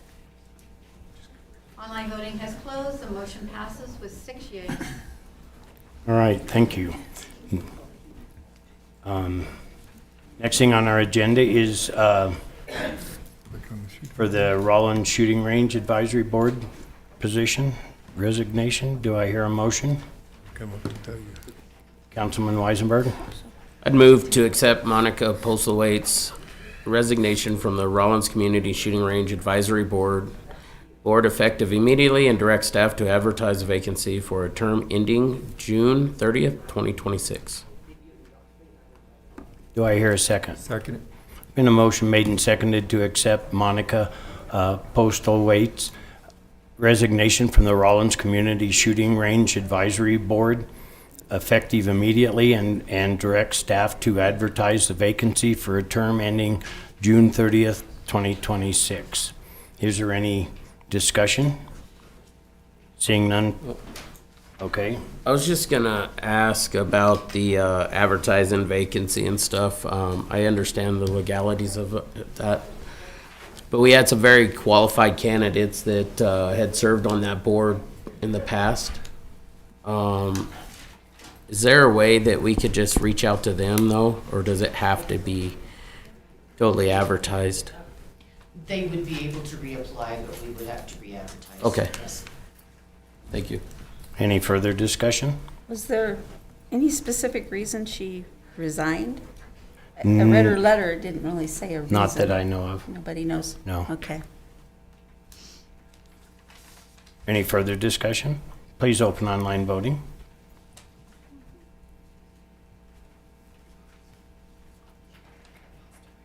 Online voting is open.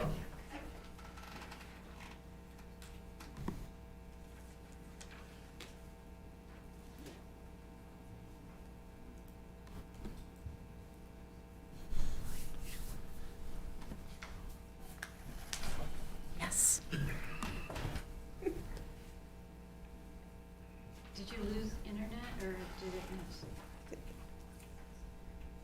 Don't think so. Online voting has closed. The motion passes with 6 yeas. All right, thank you. Next thing on our agenda is a report from DDA, Main Street and Hub reports. Honorable Mayor and Council, good evening. So first of all, we just, from DDA and the staff and volunteers, we just want to say thank you to the council for our continued monthly reports, and so you guys know what's going on. This weekend, we have kind of a fun event, Sweet Soiree. Does not have to be your sweetie. It could be the dessert sweets if you wanted to show up. So there are some individual tickets left, and that starts at 6 p.m. on Saturday night. And we'll have some fun music, some good food, just a lot of fun, and just something to get out with maybe your sweetie, or maybe you just want something sweet. So. That's the first thing. Next thing, Summerfest 2023 is in full steam planning. It is Adventures at Summerfest, and we're going to kind of turn it into an expo. We're going to have some vendors there. We've talked to Traeger. Maybe Traeger's going to come and do an exhibit and stuff. So it's going to have a little different spin. So definitely put Summerfest. It's the second weekend of July, so I think that's the 7th and the 8th of July. I wanted to talk about the bricks and the fountain.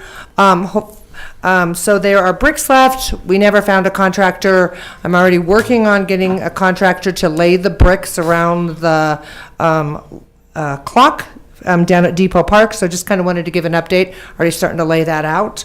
And then the fountain is still at the contractor. It was actually broken. It's not usable. The pump was broken. The top's broken. So the plan was for the fountain was we were going to put 2 of the pieces and make it into a planter, and just reuse the pieces that are still usable.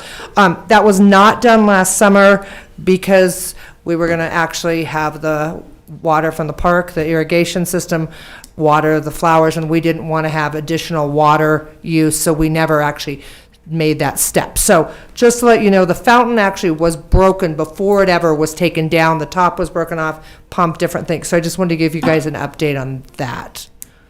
Any questions on that? And then we are excited.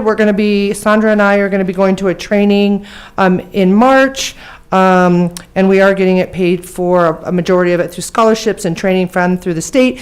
But we are going to be, one of the focuses is what we would like to do with the Ferguson building. And one of the things we're thinking is before we go, or right after we get back, we're going to have some surveys to kind of get some feedback from the community on what their ideas for the Ferguson. So just kind of wanted to, now that we officially own it, we're starting to move forward and some plans on that. But we're super excited on the training in Boston to look at some of their old buildings and what they've done. And then the last thing, a hub update.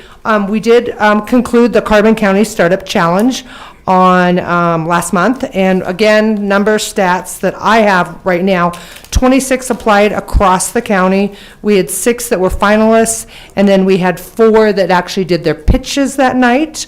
All 4 did receive some form of seed funding. Not privy to that. That's Impact 307 or Impact Carbon County, University of Wyoming, but a great event. And I can tell you, they did a People's Choice, and Cody Anderson for his Brood Learning. I remember the name of it now. Brood Learning. So actually, what Cody won as participants in the audience, and he is actually starting a coffee college, or a coffee education that he's going to take across the state and outside the state. So he won for audience participation. So we're good. We're going to get ready to start getting some more data at the end, and then come back and do it next year. So, and then the last thing, again, about the hub is we have the Impact 307, which is part of the University of Wyoming, running the adult program. The committee is starting to look at a youth program, an entrepreneur youth program, K through 5. We will run it through the schools and have a 4-week series at the elementary school to teach kids. And it's actually, the curriculum we're using is Lemonade Day. And that's a national program where the kids set up a lemonade stand. But they have a 4-week curriculum for like an hour. And so why reinvent the wheel? So we're going to plan on doing that in May at the elementary school. And I want to work with the school district to see maybe if kids stay for it for an hour after school, that they would have a way if they miss their bus ride home. And we're hoping, and then we're looking for a couple sponsors. I think we've already found one that will actually fund that. And so after the kids do their 4 weeks of training through the Lemonade Day program, they would get maybe $25 to $30 to seed fund their lemonade stand. So lots of exciting things happening, but just wanted to tell you what was going on. So, okay. I got a quick Yeah, question for you. Sure. Have you heard, what was it? Is it the BIRD program? Or are they still moving it? Do we have an update or? I forgot to put that down. I did reach out to Bird last week, Garrett, and to see what we needed to do. Again, tell him that we had an MOU in place with the council that goes through the end of June 30th. I think we double checked that. And I have not heard back from Garrett. So I've already started working on that for this summer. Perfect. Yeah. Thank you. I have to share something with you. I was driving around Casper, and I'd never seen so many lemonade stands, and I started asking what is that all about, and it's this program you're talking about. It's an amazing program. Yeah. I drank a lot of lemonade. Well, and we were, yeah, and I mean, I guess the different kinds of lemonade. I mean, kids were creative. I mean, we've been researching this maybe 2 or 3 months. Henry, is that what you? Yeah, and it's huge. I mean, I've been talking to the Laramie people. I was talking to the Casper people. I mean, it's a national program, but what a great way to teach these kids. So we're going to do the K through 5 to get the young kids, and then in the fall, we're talking about working with the Wyoming After School Alliance and getting the middle school and high school. So we have a whole year of, and then of course Summerfest will be come and have fun, and then you can have Vice Mayor Sanger be the judge and ask them about their ROI, the return on investment on their gummy bears that they were selling, and he had them crossing out the price and charging more that day because after they realized it was costing money to sell them, they were crossing out the prices. It was pretty funny. Yeah, but Terry, it's an amazing program. I had no idea. It was Yeah. I'm like, what in the world is going on here? And I looked, I mean, you guys want to go to lemonadeday.com. I mean, that curriculum is so basic for a first grader to say, okay, what does your poster look like? You know, how many cups do you have to buy? It's just a really great way. So super excited. Cool. So, thank you. Thanks. All right, next thing on our agenda is a city manager report and staff report. So I'll turn the floor over to you, Mr. Bond. Okay, well, obviously, the guy that sits here is much taller and better looking than I am. I understand that, so I'm just more of a placeholder for today. So I'm gonna take a lot of comments from you if you have any direction that you want to give him. But I was given some questions that the council asked. I was not at that meeting. Just kind of run through real quick for you, just to refresh your mind. It was about the hydrants covered with snow, the shared GIS position. Do you remember those? Okay, so I have that list right now, and I'm about 90% done with it. I will personally be sending you out the answers to each one of those questions for you to see. And if you have any, obviously, return questions, let me know. Tom asked me to take that on, so I'm taking that on. Fair deal with that? Yeah. Besides that, I was not given anything really to update you on, but there are some members of the staff that want to speak. So, Lou?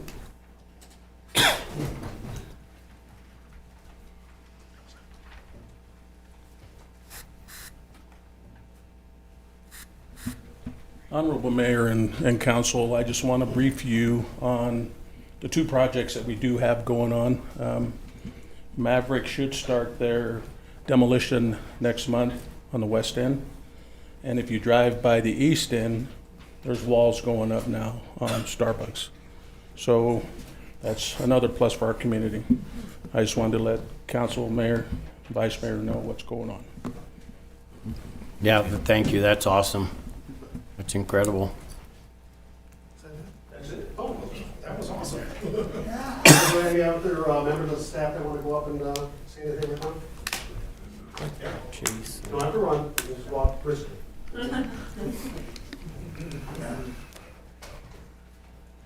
Okay. Honorable Mayor and Council, I figured it'd be a good idea to kind of give you guys a quick update on where we're at, what's going on. And first off, just want to start with a big thanks for my crews. I mean, with what's going on in the weeks that we've had, they've really stepped up and helped me out and helped out the city.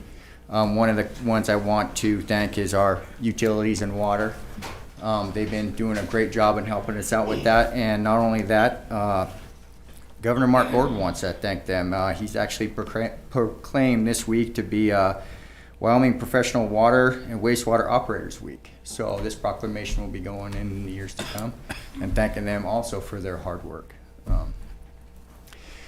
recently, we've been doing pretty good. We've had a couple water breaks we've had to repair, which we're really thankful for. We haven't had too many of those.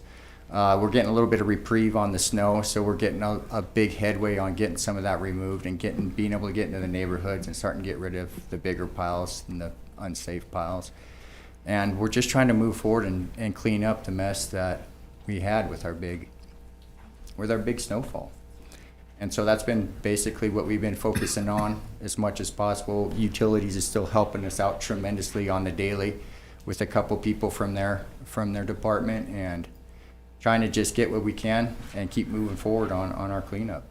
And if any new council members would like to have any questions, I would love to answer.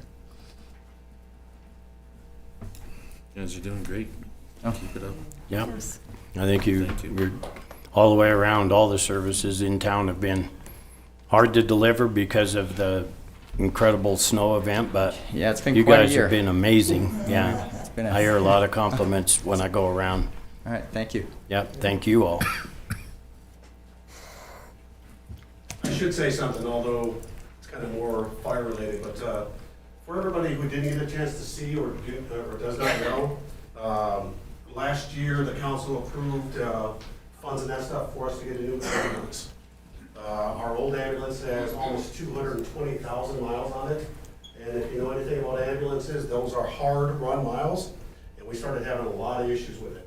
So we were given quite a nice little budget from impact assistance money, and just so happened that we picked the right body style, and we got it turned around. We took, we brought it back from Washington, 3 weeks ago, and we're getting everything ready for the licensing. It's just about ready to go on the run, so we're very excited about that. And I was telling some of the individuals here tonight too that we were able to bring that under almost $20,000 less than what our original bid price was for it. So it's nice to see, especially with what's going on in today's society, that we can get a certain amount of money, not have to come back and ask for any more money. And, so very, very pleased. And we want to thank you all. And I know that we have new members of the council, but my point is that this is going to make a huge difference, considering the fact that 78% of all of our calls in the fire service are EMS or medical related. So we're loving it, can't wait to get it on the run. We wanted to say from us, thank you for everything that you all did to help us get that ambulance online. So, that's what I have for you, Mayor.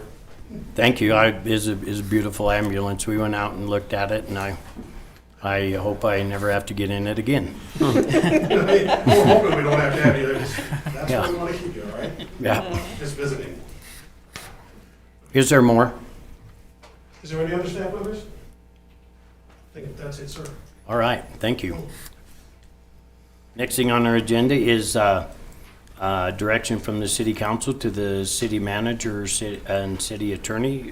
Does any of the council have anything? Councilman Weisenberg?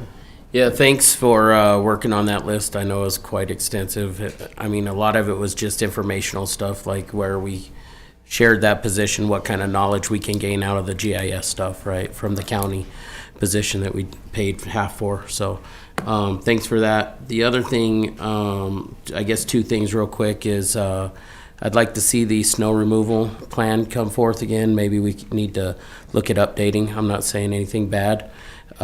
We did a good job as a city. You did a good job. Your crew's done what they could, where they could at that point in time. I think we just might need to update some of this stuff, maybe get some agreements with some different people or entities that where we can put the snow and utilize the equipment that we have. So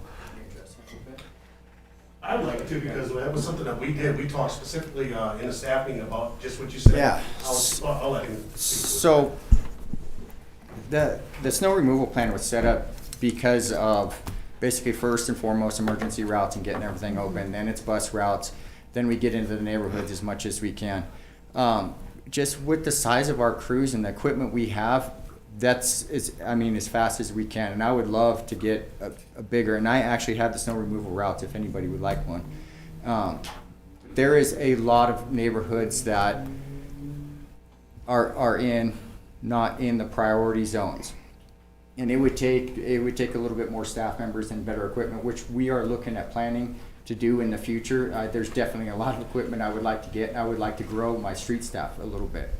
I would like us to be able to move forward and start doing some of our own asphalt repairs, so that, you know, when we grow and start doing a bigger snow removal for the employees, we need to have them busy in the summertime too. So we'd have to look at bigger paving program and a bigger snow removal program for the future, and that is something I definitely want to set up. Now, how we put that in play, I'm not really sure yet, but we are actually talking to a couple. We've had conversations about bringing in private contractors when it is bad years.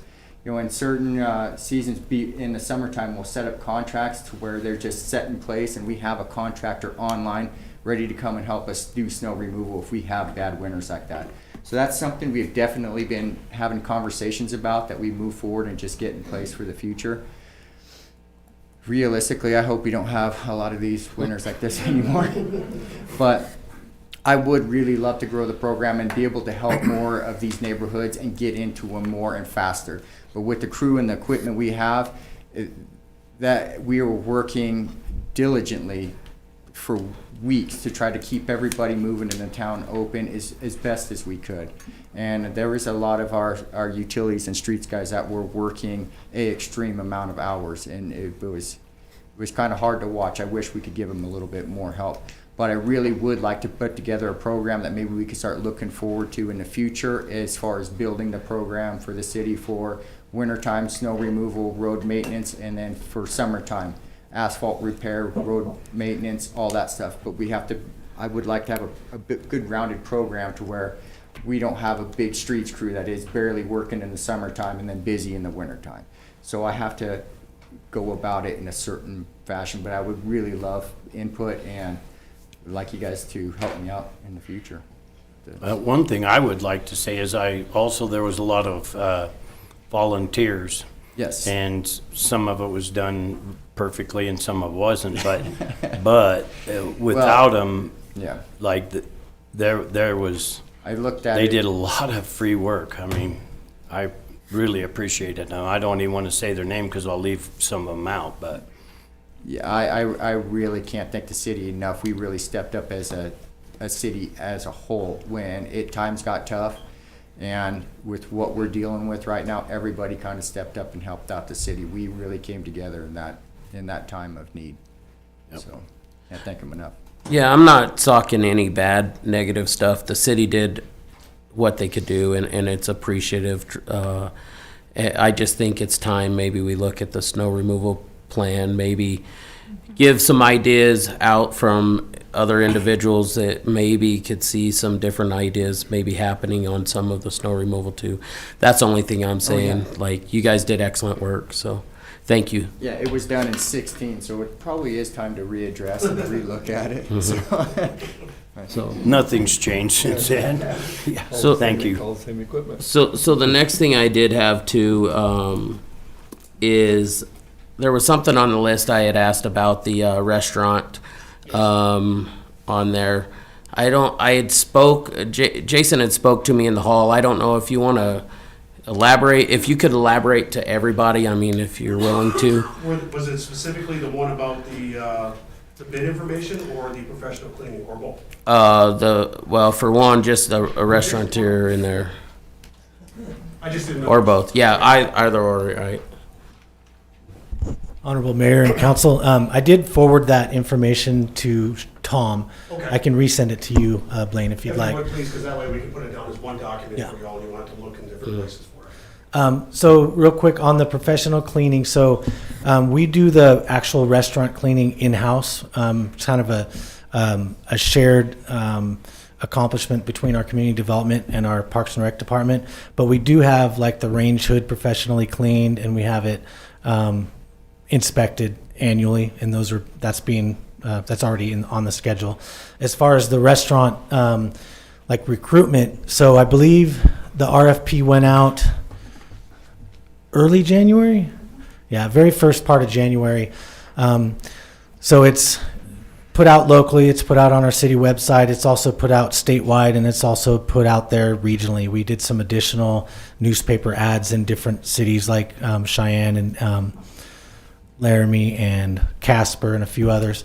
This year we did also reach out to, I think it was about 12 culinary arts schools around Wyoming and neighboring states, hoping that we might find a culinary arts graduate who might want this opportunity of a lifetime to open a restaurant, because it's a great deal. And I think this community has shown that when we get a restaurant in there and we get consistent hours and food, the community supports it.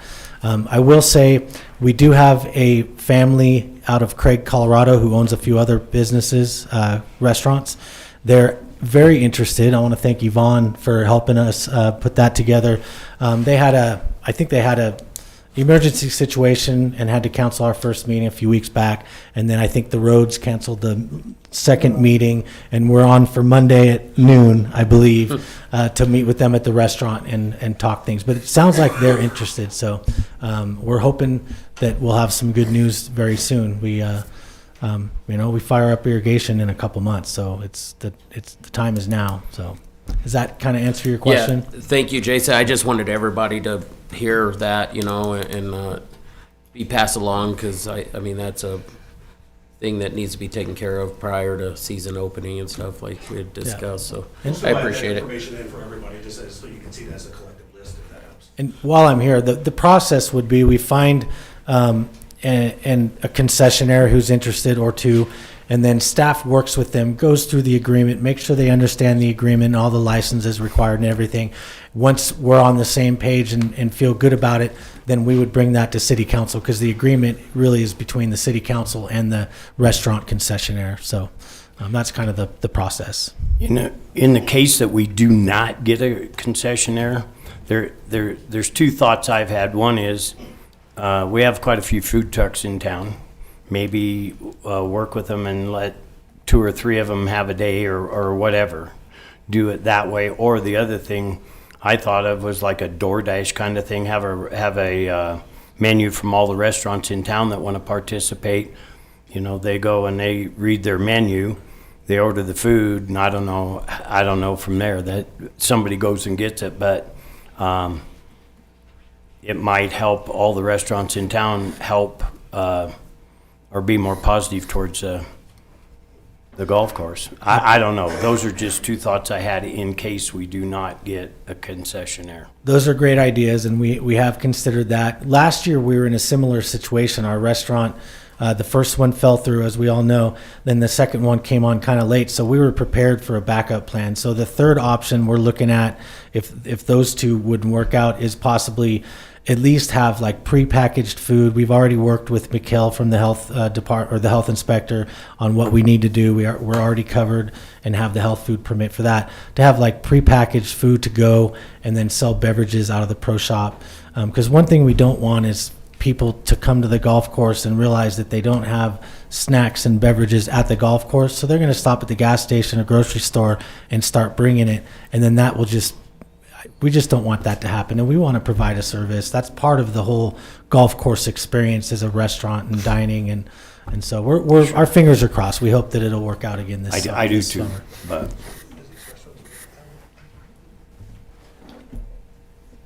anything else? All right, thank you. That's all I had. Thanks. Anybody else have anything? Councilman Garner? When you receive your email on the code of ethics, how are we going to proceed with this? What is I'm not understanding what we should do here for getting this taken care of, because it's been months, and I'm just was at the last meeting when I requested it. Was that not enough approval from the council?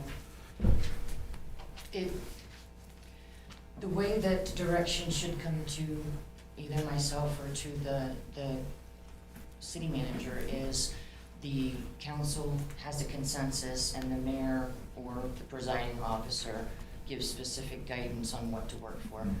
As far as the up to this date, I have been given piecemeal directions from different council members to work on a code. The reason I said that I was going to step back and wait for the council as a whole, because that takes up a lot of time if it's not gonna go anywhere because there's no consensus, if that makes sense. It kind of, is it not enough? There was no objection over the last couple months on working on this ordinance. Is that, do I need to bring it as a vote, or?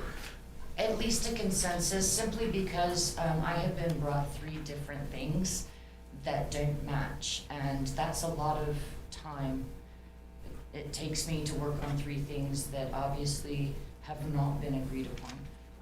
My goal is to have the council as a whole come up with an idea that then I can vet legally, rather than me taking one from here and one from here and then everybody talking about it. Okay. It would be my preference, time-wise, for it to go the other direction.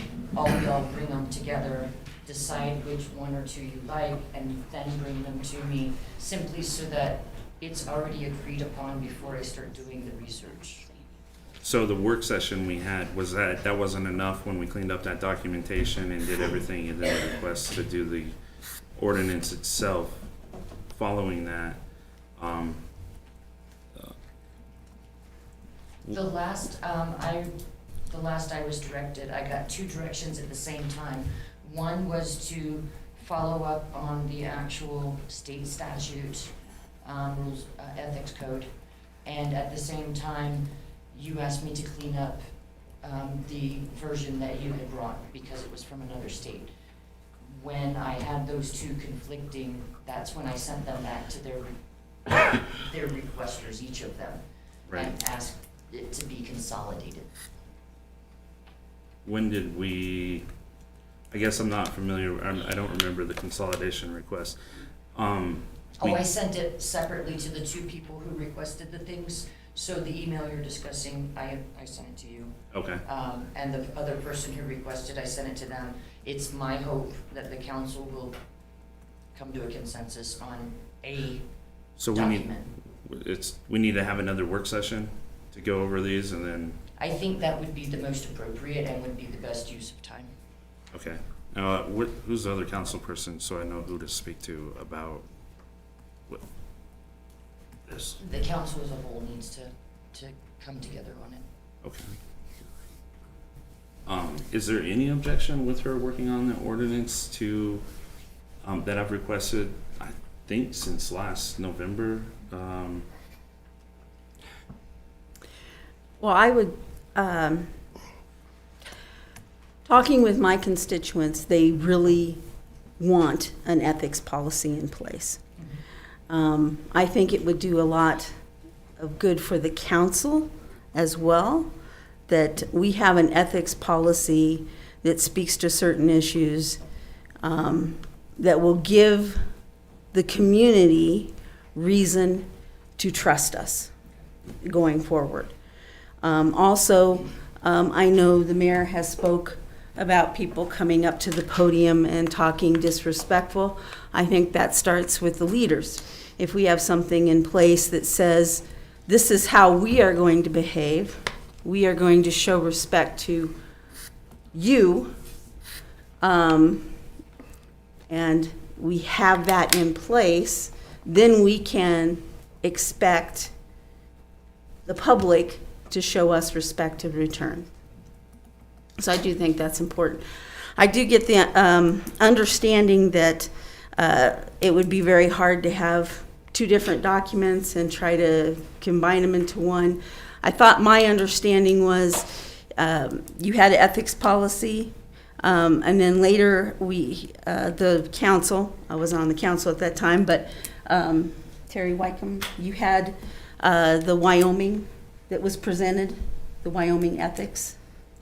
Well, I brought that to light because, like I stated in that meeting, whether we vote to enact it or don't, or do or don't talk about it, it doesn't matter because it's still in effect and we are still held to that.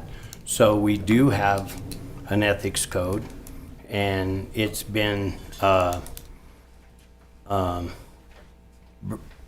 dictated to us by the state. Right. I mean, This- it we isn't learned like our we don't state have one, we ethics. have one.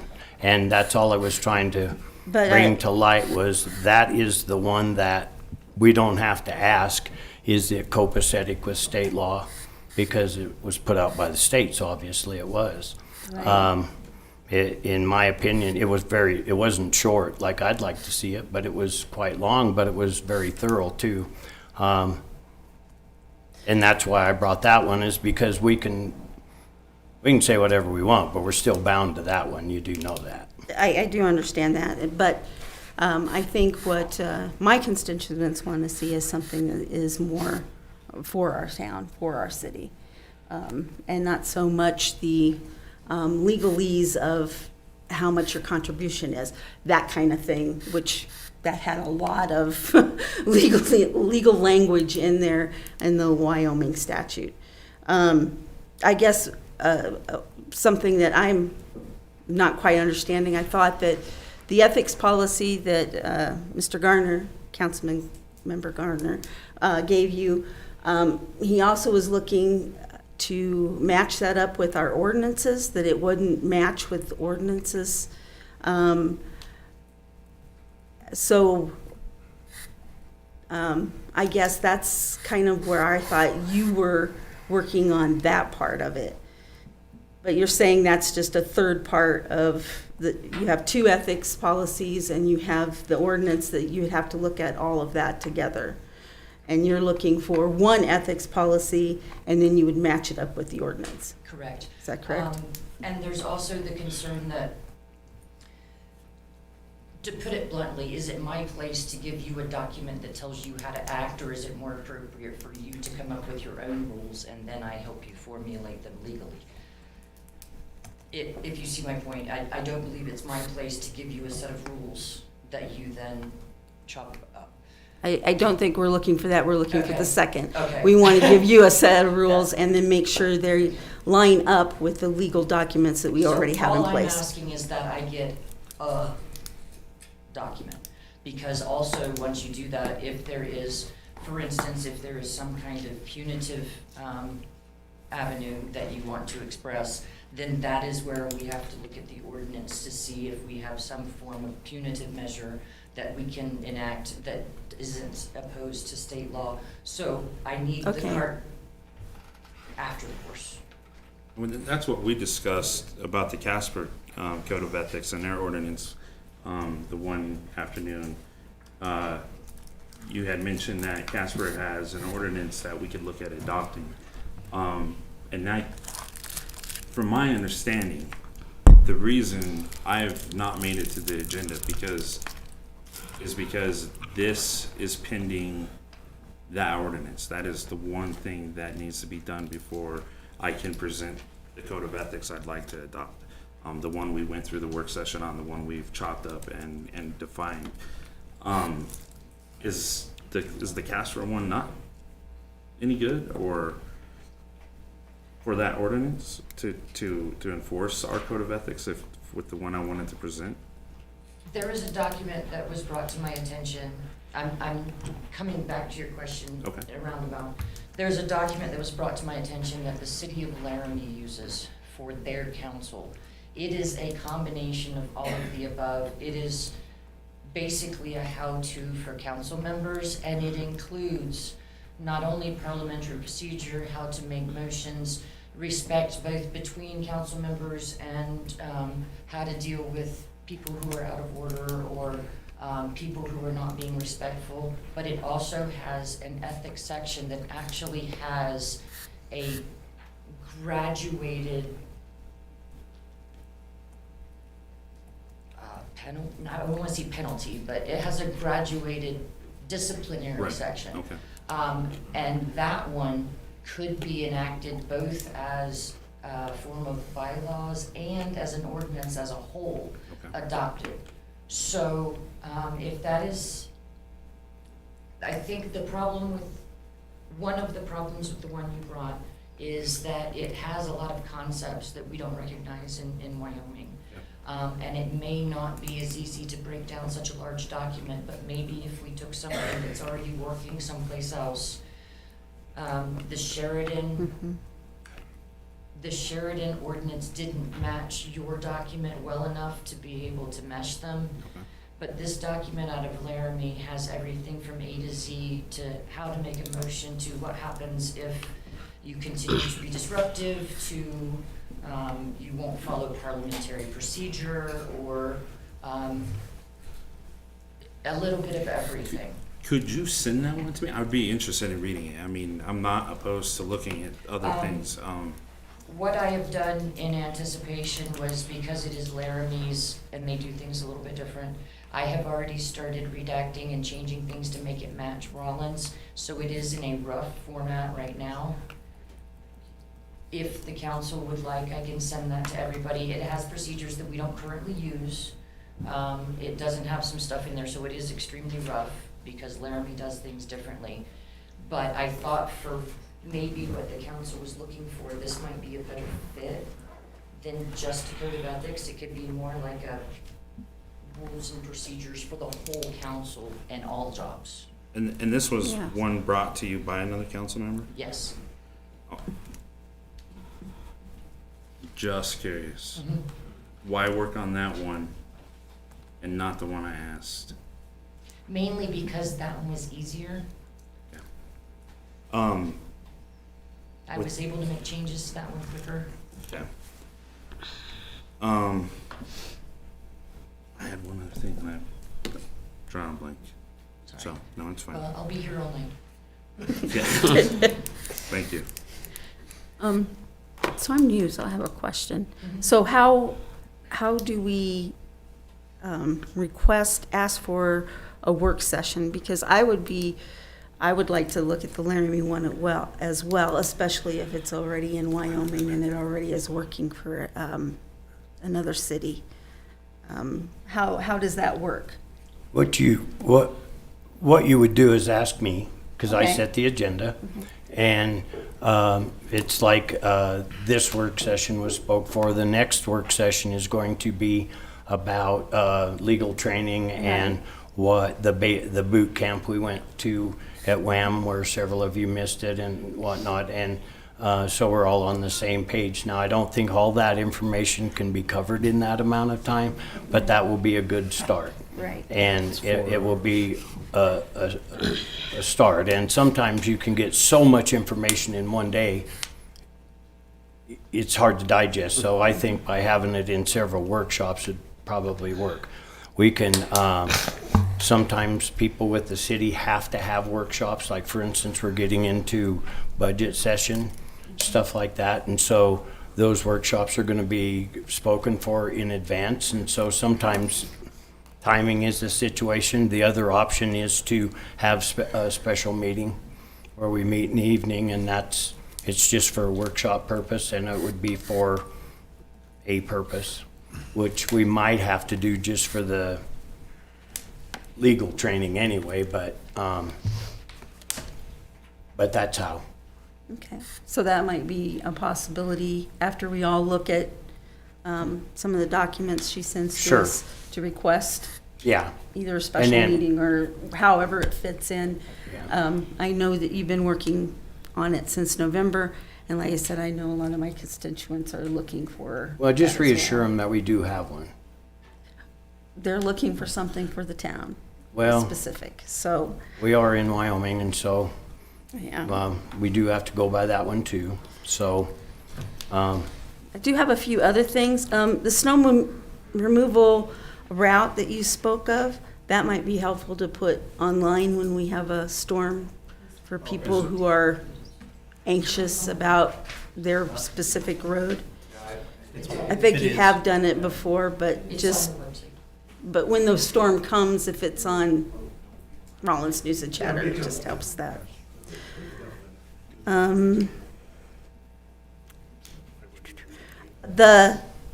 I know the last meeting, some talk was about the city manager doing a town hall maybe in March, maybe to go over the updated water and sewer information, just to see if he's still willing to do that. And I do want to let everybody know that a group called the Rawlins Community Assembly They meet on Monday nights at the community, or the higher ed, at between 6 and 7:30. And anybody's welcome, all citizens are welcome. And it gives you an opportunity to talk to us council members, whatever council members are there. It wouldn't be a quorum, it'd just be between 2 or 3 council members. And we wanted to have an opportunity, myself and Councilmember Gardner, to actually talk to people, where we're not just staring at you for 5 minutes, but where we can actually have a discussion about some of the topics that are concerning to you. And that's where I'm getting a lot of the feedback about wanting an ethics policy. Another one of their big concerns is the water and the sewer and the roads. We want to make sure all those things are taken care of for our citizens. I also wanted to thank you for the city manager advertisements, but I am concerned about the timeline. I do hope maybe that was a typo. We will be discussing that. Okay, because I'd like to give people at least a month to be able to do that. Okay, I think that's all I had. Thank you. Sorry, Councilman Garner? What I was looking for in our ordinances, the rules we follow, we always say we follow the Robert's Rules of Order. I think in general that's what we follow. And maybe I've just overlooked it. Is there a section that lays that out that we do follow those set of rules, or is there a specific set of rules? Because We do not have it actually written out in the ordinance. do we need something like that? Would that be something to adopt, that would be good for the council to adopt as a whole? We could do that. It's the default Okay. for governmental meetings. And that's what I was So- curious. So the adoption would be more if you wanted to use some other form of parliamentary procedure. It's a default to Roberts unless Okay. you specify another, but it's perfectly fine to specify it as well. Okay. Either way. And then I was just gonna piggyback off what Councilwoman Lumen said. Originally, it was gonna be Ward 2 meetings that we were doing, so we had hosted with the help of, I'm gonna drop blanks on names. Ryan. I apologize, Ryan and her husband had helped set up Ward 2 meetings, and we, at our last meeting yesterday, we decided, we don't want to be specific to Ward 2. We want to invite the whole community and not just be me and Tanya talking to people. We would like all the council members if to join.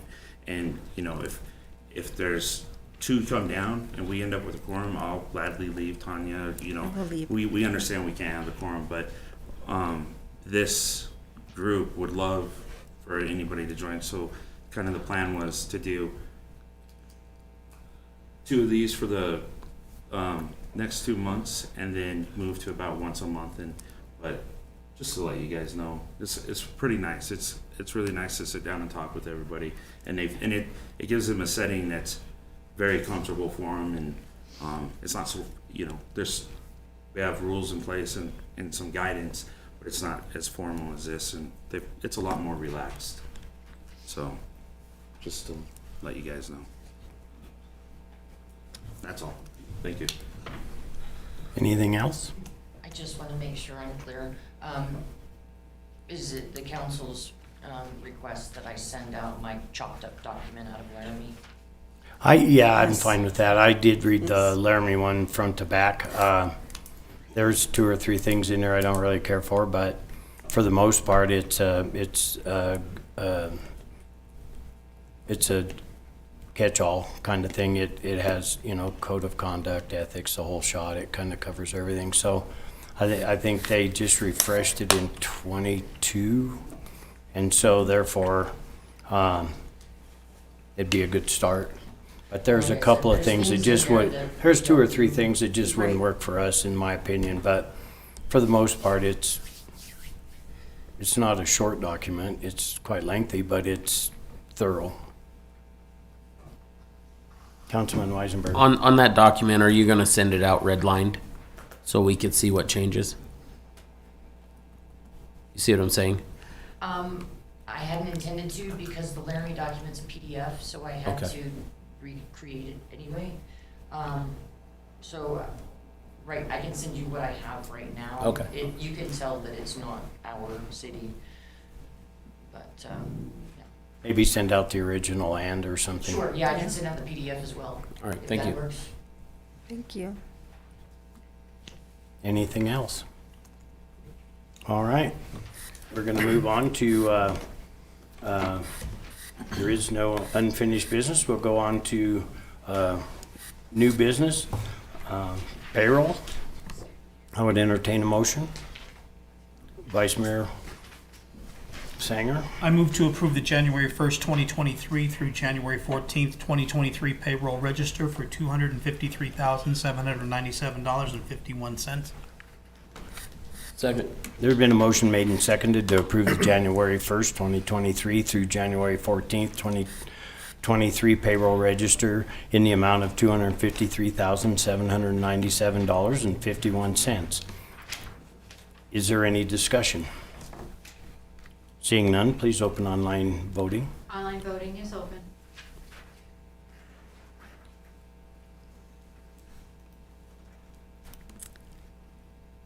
Yay.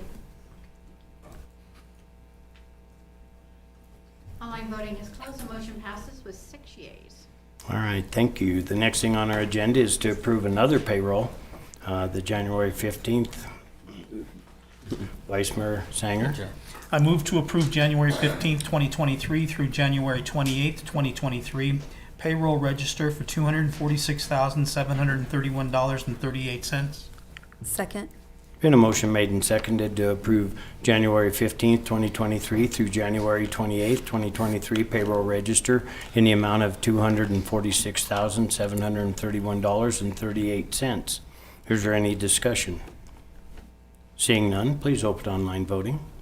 Online voting is open.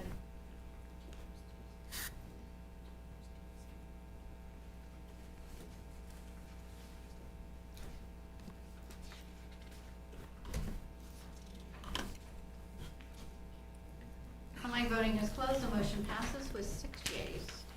All right, thank you. Next thing on our agenda is accounts payable. Councilman Weisenberg. I move to approve the accounts payable register for period of January 11th, 2023 to January 31st, 2023 in the amount of $530,187.37. Second. There's been a motion made and seconded to approve the accounts payable register for the period of January 11th, 2023 to January 31st, 2023 in the amount of $530,187.37. Is there any discussion? Seeing none, please open online voting. Online voting is open. I will abstain because I got paid for a sign I made on that payable run.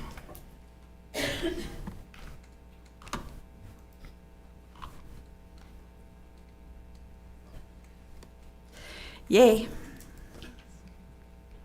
Online voting is closed. The motion passes with 5 yeas and 1 abstain. The 1 abstain was Mayor Wycombe. All right, thank you. Does anybody else need a break? Please. Okay, we'll recess for 15 minutes. Thank you. It's 8:55.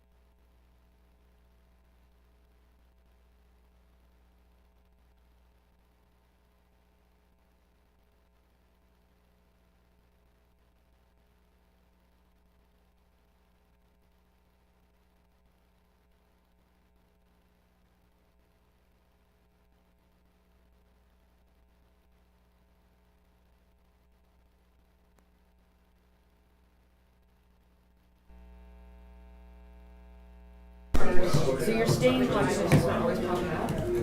Yeah. Like it's not, you're still, it's not kicking you out or anything? It's It's not just slow gonna to say, respond? it's just really slow, because like I'll say yay, and then she'll start to talk, and then it'll pop up. And then when I'll press it, it says error. Steve, it has various speeds, right? Like it doesn't always pop up quickly? Yeah, sometimes it'll, There's times they said, Sometimes voting you'll be open, sitting and there you for a said, second. thinking, okay. yeah. That's pretty interesting. These are units. Like, I mean, I think Dustin bought it when he was interim, so like 2.5 years. I never used one of these. Wasn't We it had like pads. Well, 2.5 years.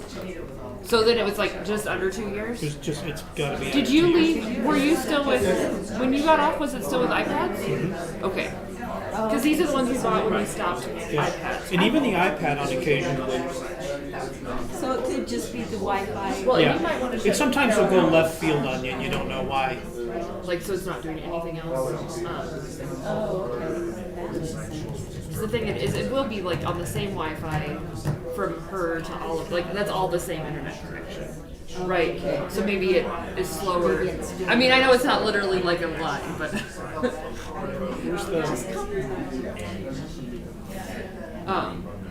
I don't know where the Wi-Fi thing is.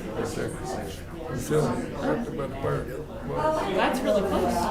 Yeah, but it doesn't matter if your server's back there in the background. What is going on back here? Yeah. And that little room back there in the corner, it's all boxed in, and everything above it's metal. It's all metal framework and walking and spaces and all that stuff. Because this used to be the room where they sorted mail. It was the mail post office. So that whole wall over there in that corner is all metal. So it could just be bouncing around in there all by itself, lost. Get where it's going. Cover should get where it's going. Yeah. I do that. It's hard I to do say, that now and then, too. that's the oddest thing I've ever seen. Going back up in there, I've never been there before, and I got to go up and walk through that and went, Jesus, this is like On a prison. They don't understand that she's supposed to. But like if our, I don't, a lot of people understand that she's supposed I to. know. That's when I got to go out. You go in that door right there, and you go on up, and literally, there's a window above this ceiling. they're like staring. You can see the whole roof, the whole ceiling. You can see that whole thing, and the 9,000 cords that are running everywhere that run to all of the stuff we have in here. Cool. But you're standing on a metal walkway, and a metal wall, a metal beam. It can just be that. It goes through metal though. Every time I walk into the multiplex over at the fairgrounds, I can't see nothing. I don't get anything. It's all metal roofing. Yeah, yeah.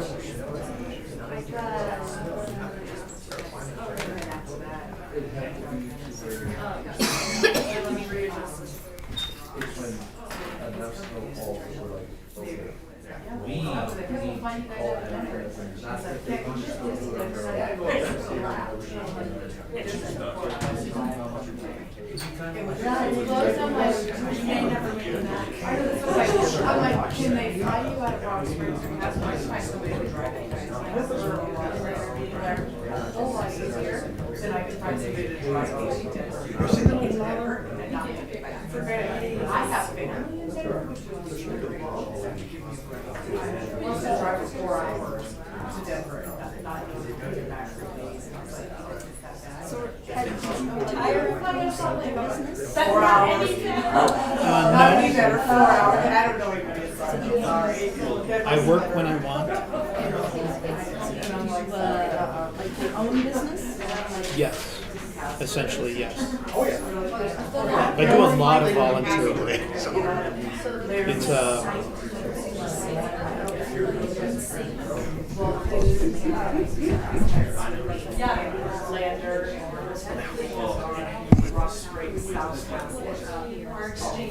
No, I started because I own a painting, commercial painting company.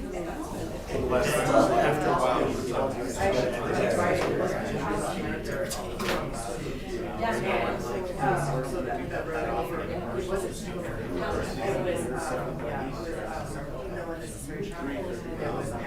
And then it volunteers. I know, he goes,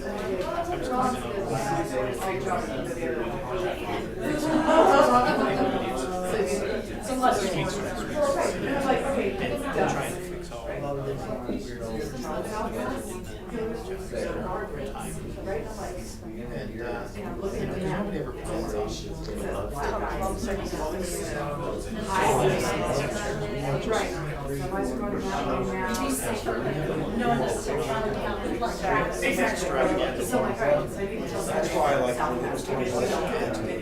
So I'm gonna drive off the road,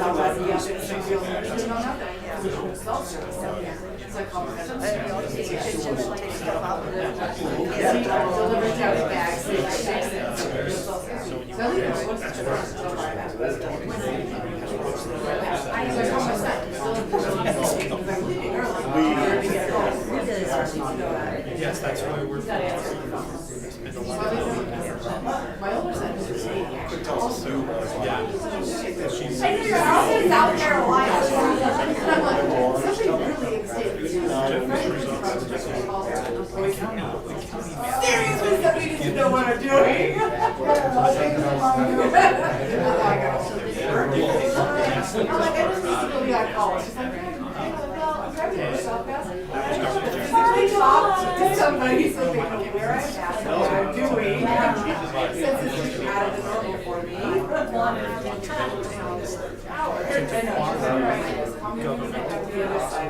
And I did. And then she was like, what's this? Everybody got a home.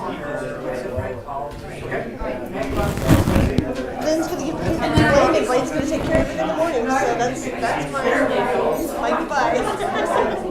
Oh. Yeah. Which I haven't been cracking up for weeks, actually.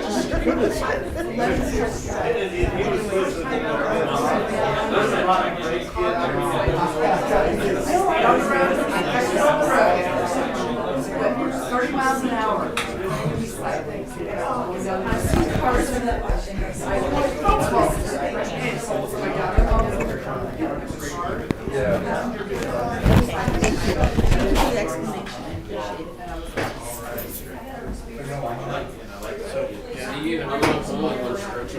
Yeah, I got a bounce.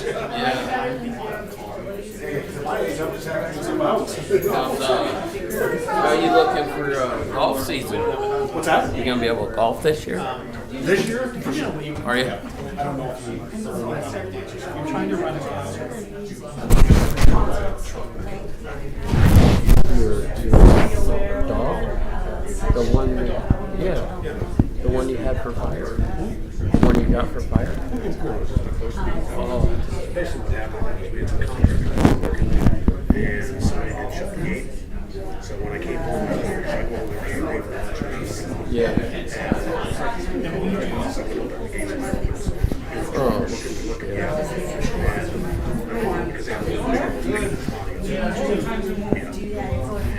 Anyway, he was yeah.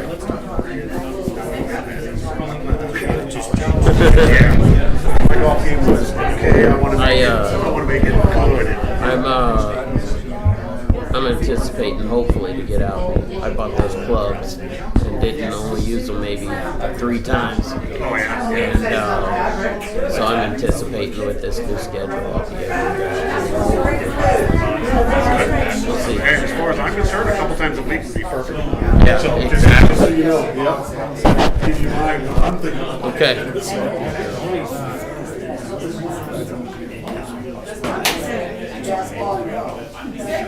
There's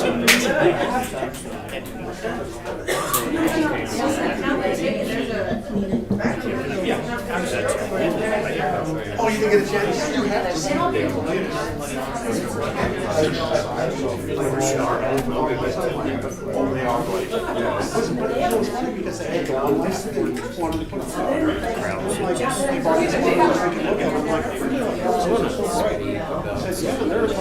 Oh, sorry. Put them on.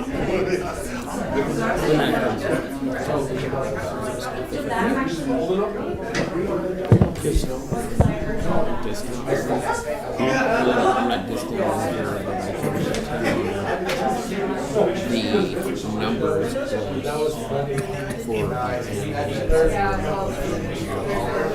Some people have 30 of them. Well,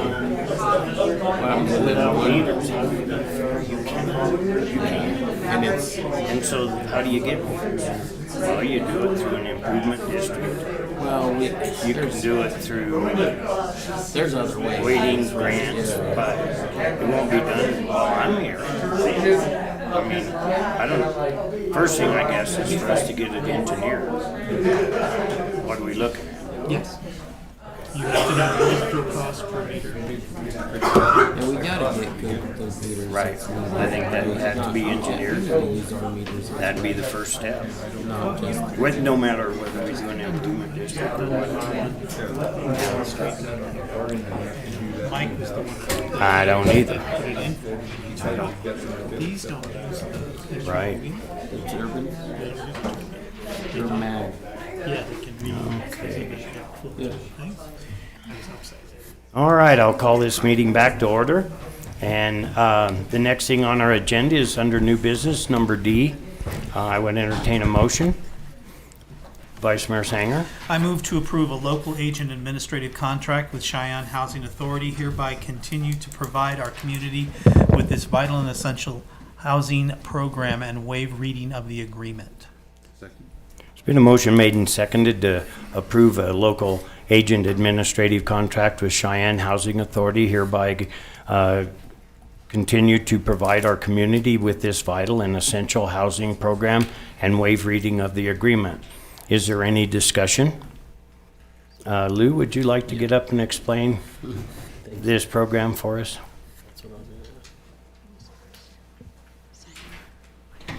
Lou, I'm gonna need to know where you got that shirt, so we can get some of those shirts at the theater. Like the color. Honorable Mayor and Council, the Cheyenne Housing Authority helps assist local residents with their rent on rental units we have here in town. The process is we get the paperwork. Our secretary, Sonia Gamblin, schedules inspections. We do the inspections, and if there's any corrections that are needed, we get with the landlord, the realty company, make sure them corrections are made, and then we send the paperwork in. We have we have 13 currently on the program. We had paperwork we received 2 days ago for 14. So. And this assists people with their rent? Yes, sir. Is there any other discussion or questions? Thank you, Lou. Thank you. Please open online voting.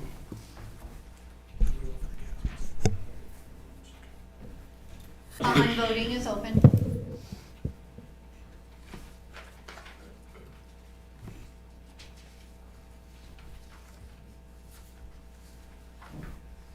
Yay.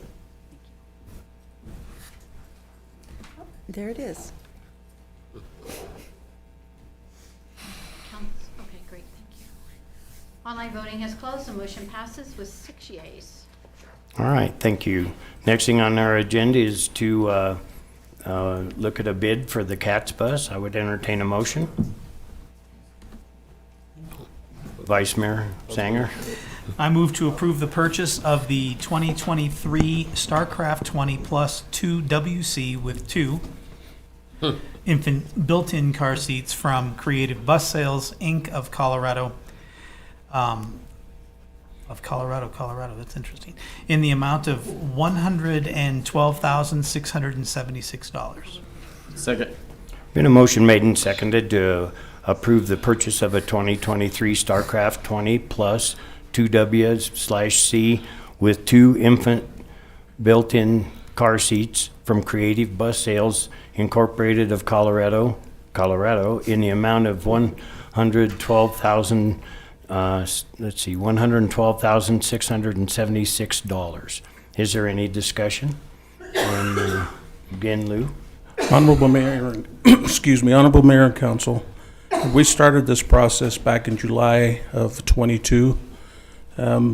We did receive a bid.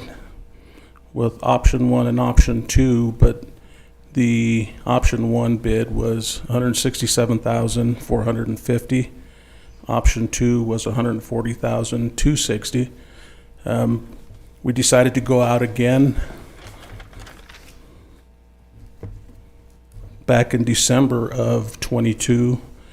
We did receive a few bids on that as well. As far as the specs, we required 22 seats.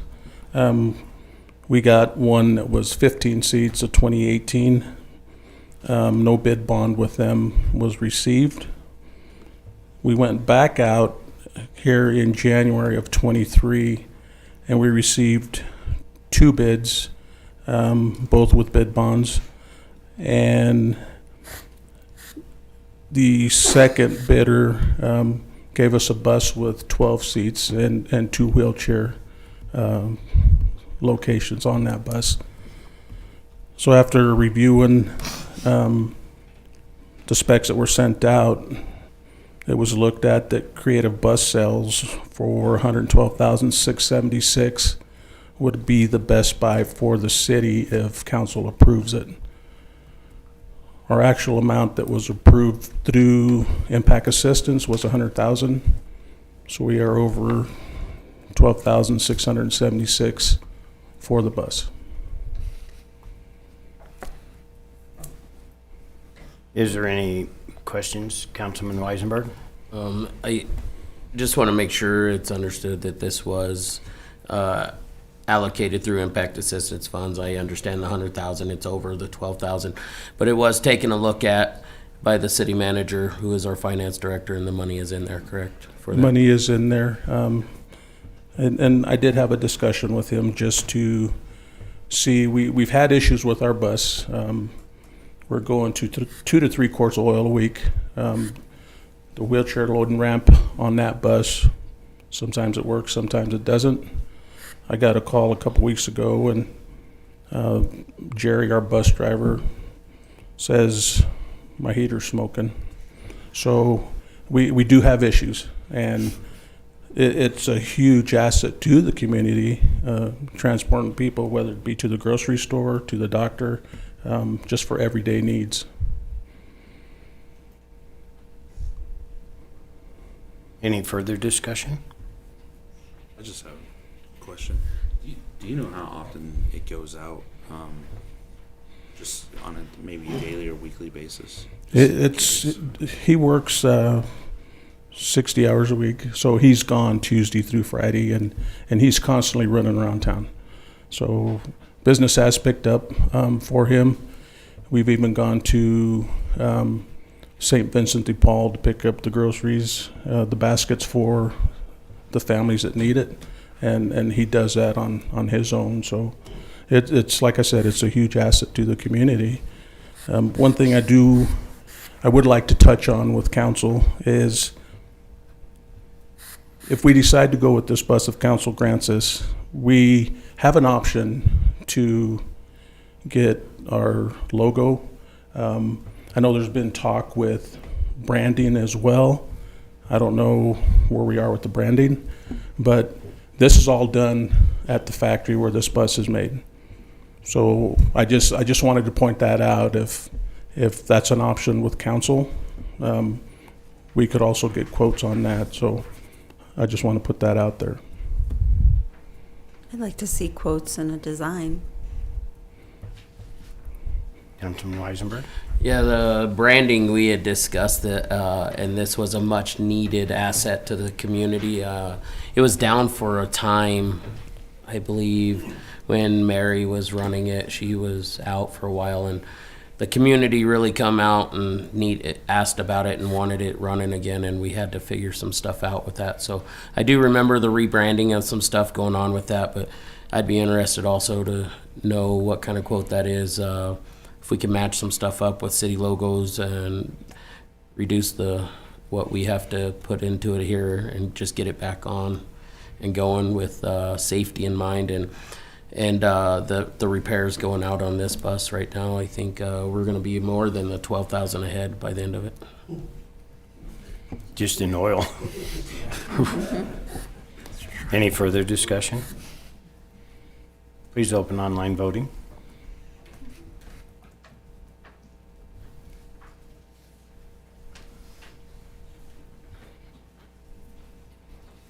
Online voting is open.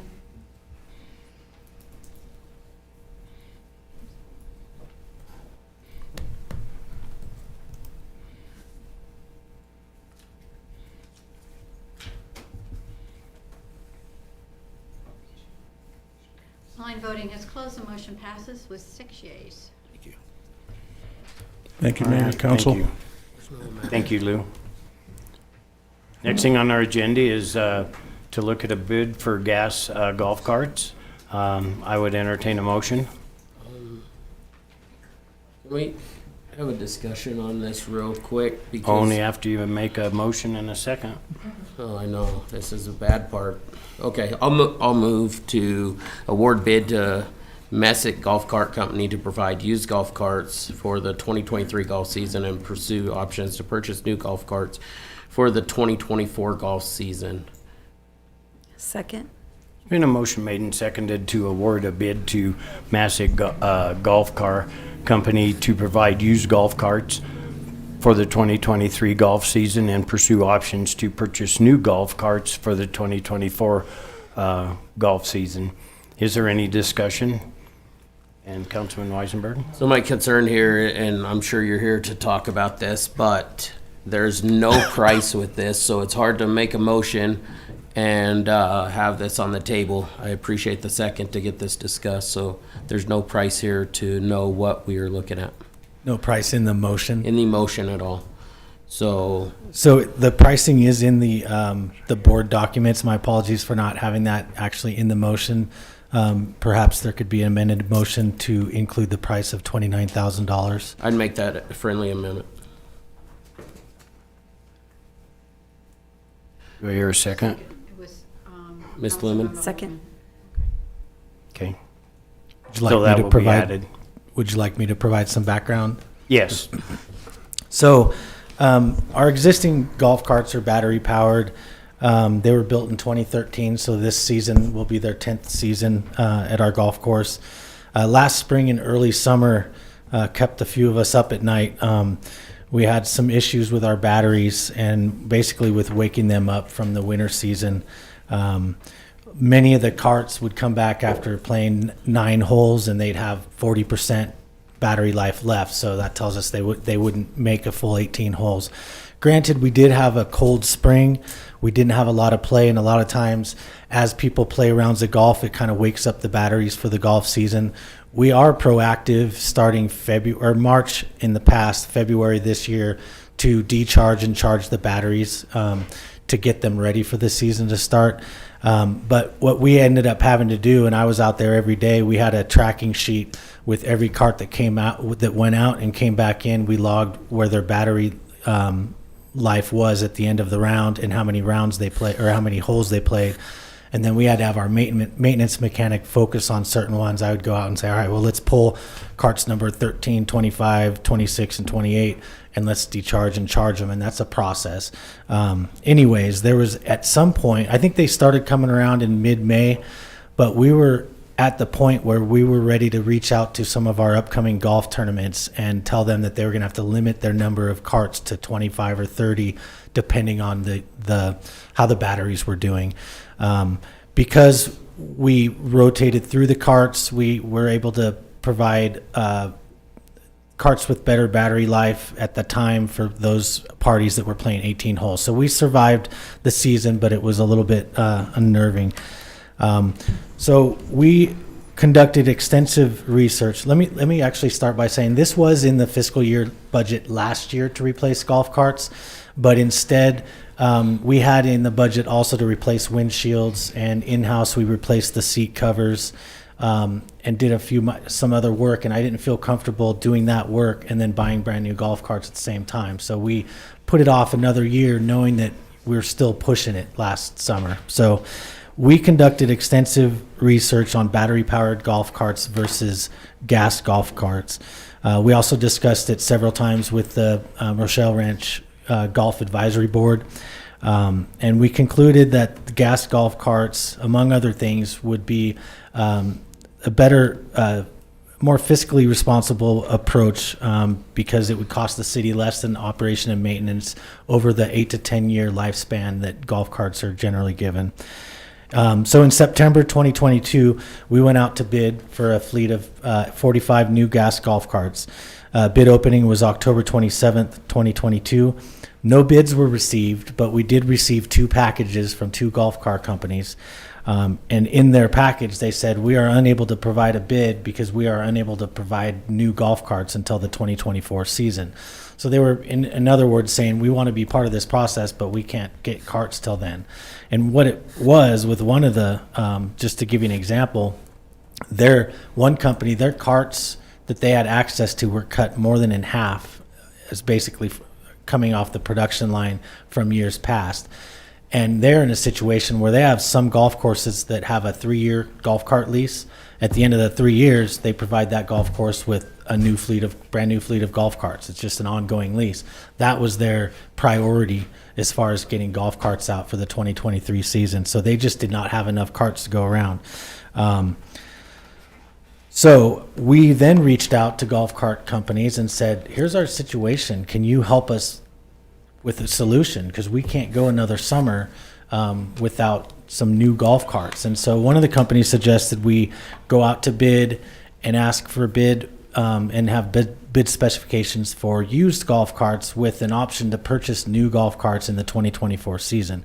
That would get us by this summer and give us time to figure out a way to get golf carts for the 2024 season.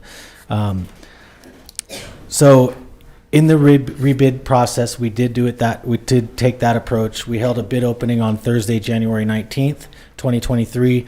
We received two bids, one from Easy Go Golf Carts and one from Masick Golf Car Company. The bid submitted by Masick Golf Car Company provides the city what we feel is the best solution to our situation. They are proposing to provide the city with 45 used late model golf carts to be delivered prior to this coming season.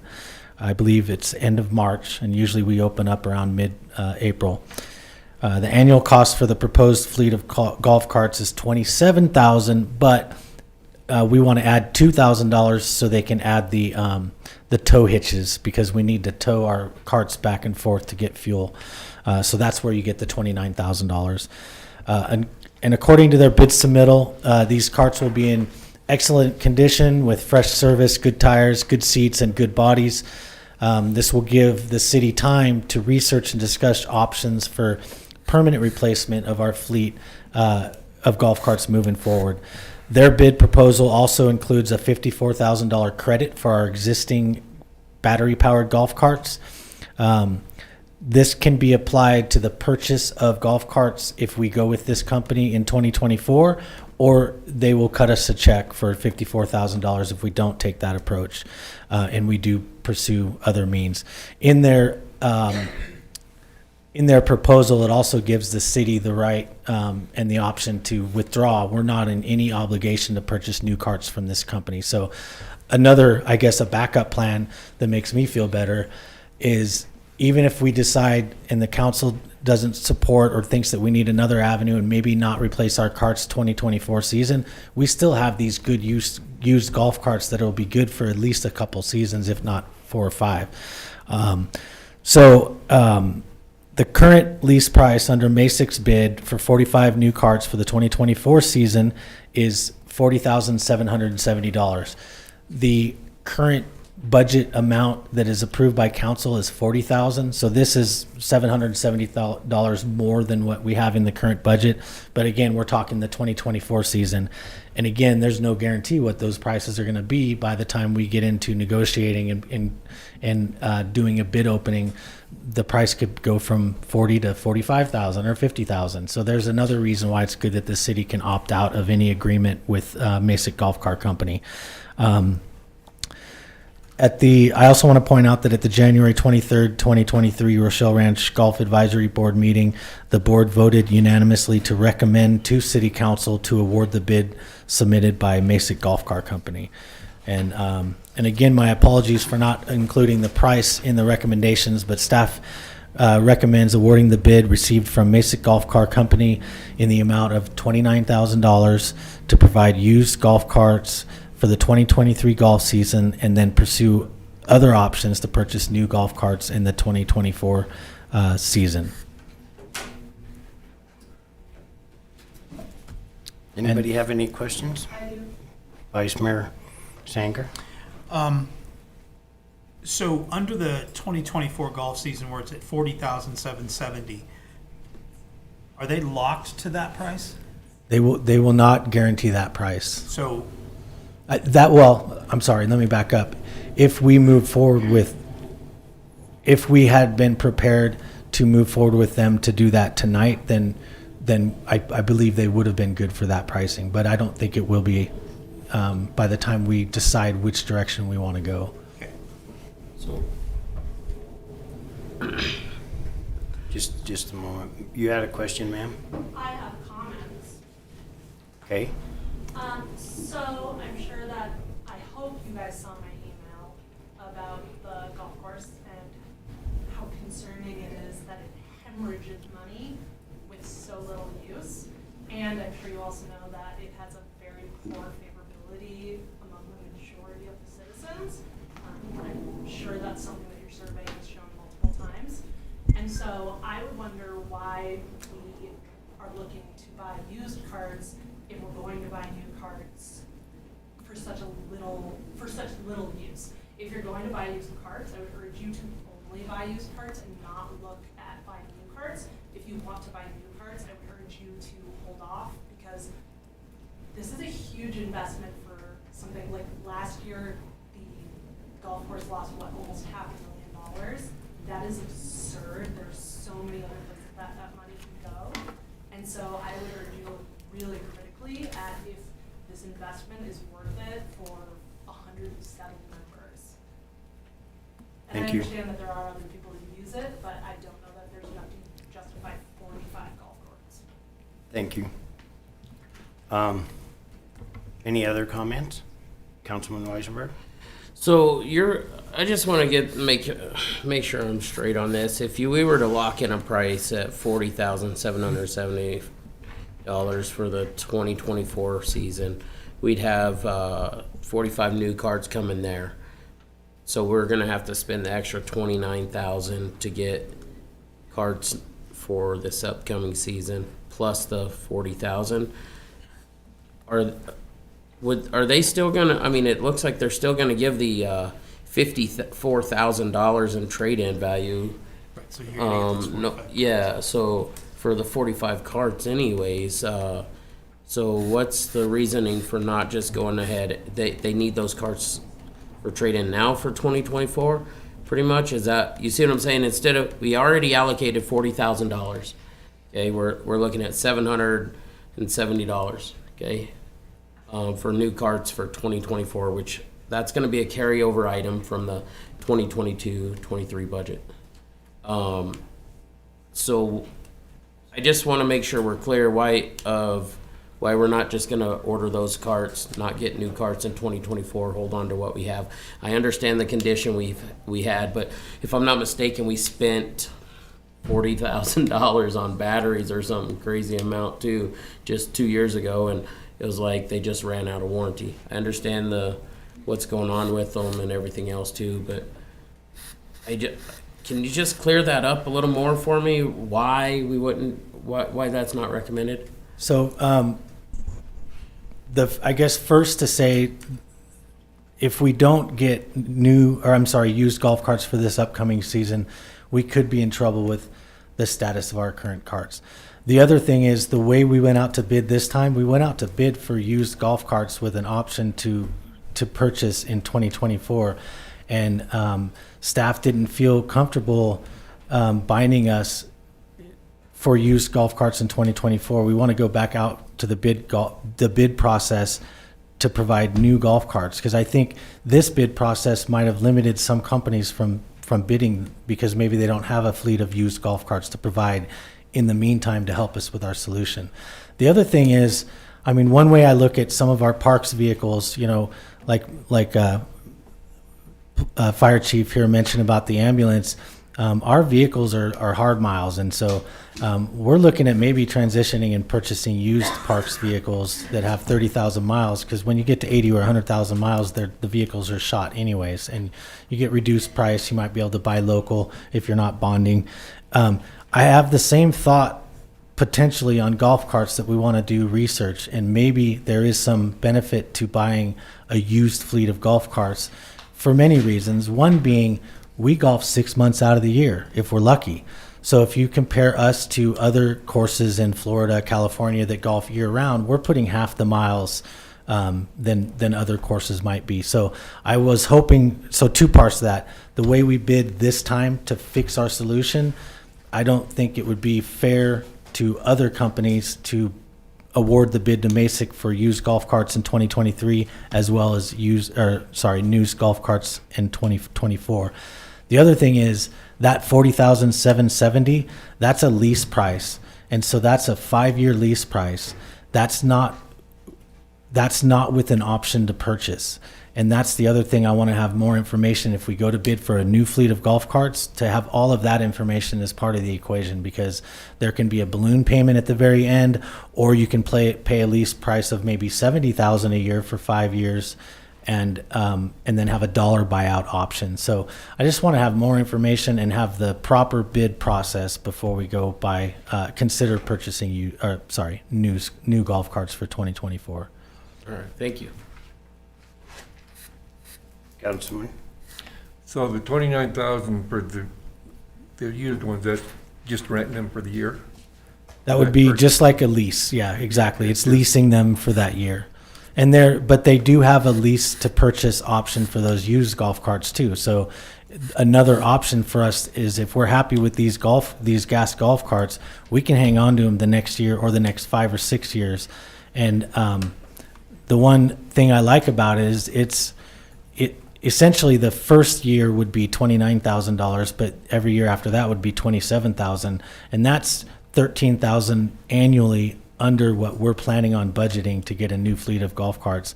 And so we have options out there. We can have we can lease golf carts for $45,000 a year for 5 years, and then get a brand new fleet again, and we're just paying $40,000 to $45,000 a year. The other option is, do we buy them out? Well, the average is probably going to be about $40,000 a year over a 10-year period, which is about the lifetime of a golf cart. So I guess what I'm trying to paint the picture is there are a lot of options, and I think staff would like to have time to really, we want to be able to have this season go off successfully, and that was our biggest concern. And the only solution we could find is to get a used fleet of golf carts, and then go back to the drawing board and proceed with what our options are going forward. And I would point out that the $54,000 credit, one way to look at that is that's 1 year of a lease option, really, and then some, if the lease is about $45,000. Ma'am, you have another? I have two things. First, I'd like to know if last year there were any instances where there were not carts available because they were all dead, because there's 45 carts. Were there ever, other than a few tournaments, were there ever instances where somebody could not play golf because there were no carts that could make it? There were incidents where we had to go rescue golf carts that were in the back 9 or back 18 holes where the battery ran out. There were other incidents or instances where we had to trade out golf carts. So in other words, they came back after a 9 hole and there was only 40%, so we couldn't send them out again. So then we had to haul them, which is more staff time and just headaches, really. But so there were definitely some occasions where those carts weren't. My other question is, this has all just gotten so much more confusing with originally it sounding like things were being purchased, and now suddenly there are leases and 5-year leases and options to buy. I think there needs to be a lot more investigation into what is the actual best use of the money, since this has just gotten way more confusing. We have information in front of us that makes it pretty clear, and I think you can get on board docs on the city and read this all yourself, and it might help clear up some of it. It did for me to read it and then reread it when I got here. Did you have something, Councilman Weisenberg? Yeah, I would, I was in the situation where we had to come back and trade out golf carts. I do golf. I'm a big proponent of recreation in our community. I'd like to see more if possible too. But I was in a situation where I had to come back because my cart was dead, and I do understand the battery situation. So just to verify that did happen to me also out there, so. Councilman Garner? You said we replaced batteries 2 years ago, is that right? Was that about, how long ago was that? It was a little over 2 years. Yeah, I think so. I think right before I came on board, we had new batteries that, without going into a lengthy discussion, they didn't work. And so we actually had to buy new batteries again less than a year later. The company did give us a considerable credit, but the batteries that we replaced were not your typical golf. I mean, they say golf car battery on those batteries because each cart has 6 batteries, but they're not the quality battery that a golf course really should have. They were promised to be made by the same company that we were told they were made, but anyways, they just don't hold a charge. And so that's why we held off on the purchase last year, is just because of the purchase of those was new, and then some of the other minor improvements to the carts. Did you look at switching? What batteries did they put in? Were they lead acid? Is that what they replaced them with? I couldn't tell you to be certain. And then our new batteries that we got, they're already failing? They did last summer, within a little over a year, just past their warranty. The other, I should point out that our cart barn is freezing cold, and that's not the ideal situation for battery powered carts in the winter. We actually did research. They have new ion something or other that, and they're pretty amazing, but it is highly recommended that you cannot have them in any temperature below this, or they're not going to work. And the other issue with those batteries are, if there is any issues or any problems with them, you can't do anything in-house. You got to send them back to the dealership to handle those batteries. And those usually come with like an 8 to 10 year warranty. Exactly. And they're pricey, but with the 8 to 10 year warranty, you're not looking at replacing batteries over a 10-year cart life, which most batteries, other batteries, you do. In about 5 years, you're going to have an $80,000 cost to replace the batteries. That's where gas golf carts become cheaper in the long run for us to maintain. Yeah, we have to change the oil and do some routine maintenance, but it's far cheaper. It's far less of a fiscal impact to the city than batteries. To get to next year, would it be, did you guys look at maybe just upgrading some of those batteries to the LiPo systems just for a cost comparison? We tried last year to replace some. Each cart has 6 batteries, but we found that even if we had a couple of batteries of the bank that were bad and we replaced those with new batteries, the 4 remaining batteries were really not doing them any justice. We tried a few of those things with our maintenance mechanic and couldn't get them to really work.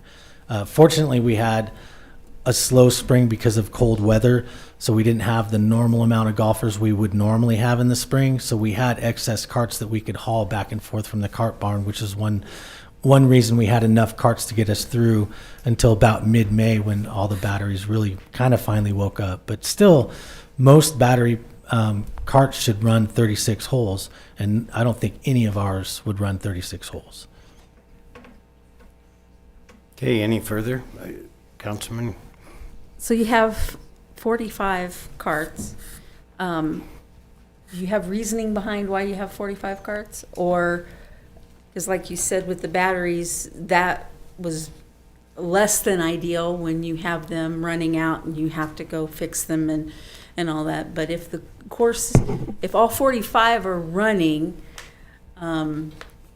is that more than what you need? I wouldn't say it is, because maybe on a given Tuesday afternoon, we have more than enough, but weekends we do get a lot of use, and certainly when we have tournaments. And one of the things that our staff is working on is trying to increase the number of tournaments we offer at the golf course and try to increase some revenue and increase some usage. So when we have tournaments, every one of those golf carts is out. In fact, we had 1 or 2 tournaments last year where we had to borrow carts from the Sinclair golf course in order to run the tournament. Thank you. That has been a situation where I almost think they had to bring some from Old Baldy or something one time too, I believe. So, it's not, the city partners with these other communities too, and it comes into a good scenario and partnership, but I would agree 45 golf carts is probably adamant for what happens out there sometimes. What's great about these tournaments is they bring people from out of Rawlins, outside of Rawlins, and they come here and they spend their money here and they see the golf course and they like to come back and play. It's a beautiful, well-maintained golf course. It's ranked number 2 in Wyoming, number 2 in the golf courses in Wyoming for, I believe, the 3rd year in a row. And so it's great to get people outside of the area to visit this course because they come back. Okay, any further discussion? Councilman Weisenberg? I just want to point out, and I understand frustrations of a money pit. Some people say this or whatever they want to say. I want to just flat out tell everybody here, this was a donation from a member of our community for years and years and years that donated this money to have this built. And they did pour a lot of money into it. And I think it would be a saddened scenario to not fund stuff of that nature when that is a huge donation. To me, that would be a slap in the face to people, their family that is still here. I think it would hinder future donations of such size if granted. That's just my opinion. Mr. Mayor, could I add one more thing? So one of our goals the last couple of years and going forward is, like you mentioned, the subsidy of the general fund for the golf course and other things like parks, general or non-enterprise funds. We're trying to do our best to close that gap. And we're doing that by trying to bring in more tournaments. We're doing that by, I've met with our golf pro a couple times. We're going to expand his golf lessons and his golf programs and his youth golf programs. We received a grant for an indoor golf simulator that we're excited about to bring out there so that we can try to encourage people to come out, not just in the summer, but also winter months when our pro shop is open. We're trying to increase revenues, increase exposure, get more people to play so that we can ultimately close that gap so that there's additional funding to spread to other non-enterprise funds. One more time. That's called the sunk cost fallacy, where you continue to spend money because somebody already spent money or you already spent money. Donations are not a good reason to get locked into spending a ridiculous amount of money. I understand it's a donation, but again, they're in economics, that is the sunk cost fallacy. I had something else, but now I forgot. All right, anything else? Please open online voting. Online voting is open.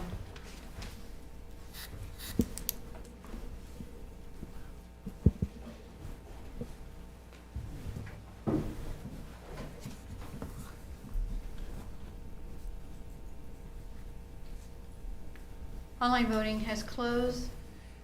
The motion passes with 4 yeas and 2 nays. The 2 nays were Councilmember Gardner and Councilmember Seeloff. All right, thank you. Next thing on our agenda is a resolution. Approval of a submission of a grant. I would entertain a motion. Councilman Garner. I move to approve Department of Homeland Security grant assistance to firefighters for $173,000 and approve $8,650 as a 5% match for this application through an allocation from general funds. Second. Been a motion made and seconded to approve a Department of Homeland Security grant assistance to firefighters for $173,000 and approve $8,650 as a 5% match for this application through an allocation from general funds. Is there any discussion? And I will Thank you. let Would you like me to guys go first? explain. Please go ahead. Okay, we went through this, and I did notice that there were some numbers that needed to be changed. I think they're changed on your new resolution. When I wasn't here before, there was a question about, I believe, about how many sets of gear we need for the firefighters, this, that, and the other, which I think is an excellent. We have been very, very fortunate through capital funds, working just with regular budgets and that stuff to bring down the fact that when I first took over, our bunker gear it's a mess.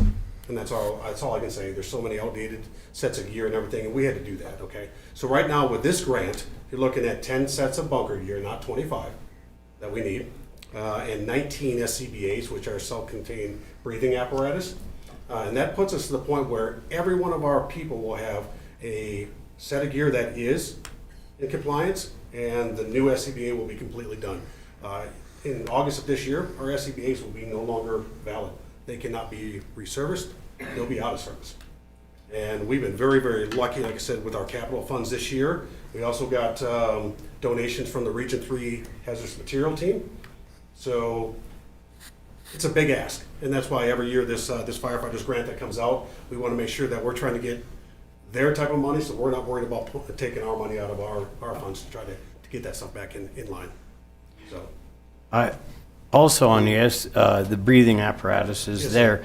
with we have two that are not outdated, correct? We have what? Two of them that we have are not outdated, Okay, so the rest right, are? Right now, we are supposed to have 32 breathing apparatus, 32 or 34, I apologize. Got a lot of numbers running through my head right now. We've got the request for purchase for the new ones right now. There are 8 of those coming in. We have 4 that were donated, okay? And so I guess, yeah, that's 13, and 19 is 32, there you go. So I guess Okay, but I think my point is. But we do have some that are completely out of service. There are 4 in the hazmat trailer that we can't even use. So if we get a hazmat call, we actually got to replace those with some of the gear that's on the other trucks. Well, and the point I was trying to draw out is that this is very necessary because without those breathing apparatuses, they cannot enter a building. That's the biggest problem. They yes. can just stand around and watch it burn. So we either get these or we have to buy them some other way. So Exactly. this seems like This is a heck of a good way to to grab some money for gear that we really need. Yes, sir. Yep. Any further discussion? Did you want to add anything to that, Andrea? I think you've got it covered. Did I have it covered? I Okay. think, $8,650 is a small piece for us to pay to get our firefighters in with safe and reliable equipment. 175,000, yeah. Yeah, that's basically one cost of one air pack. So I think that's quite a doable thing for us as a city. The one other thing I would bring up is today is Andrea's last day, and I want to thank you for the service you've given our city and all the help you've given us, and I wish you luck in the future. Thank you. It's been an honor and a privilege serving the city. I appreciate it.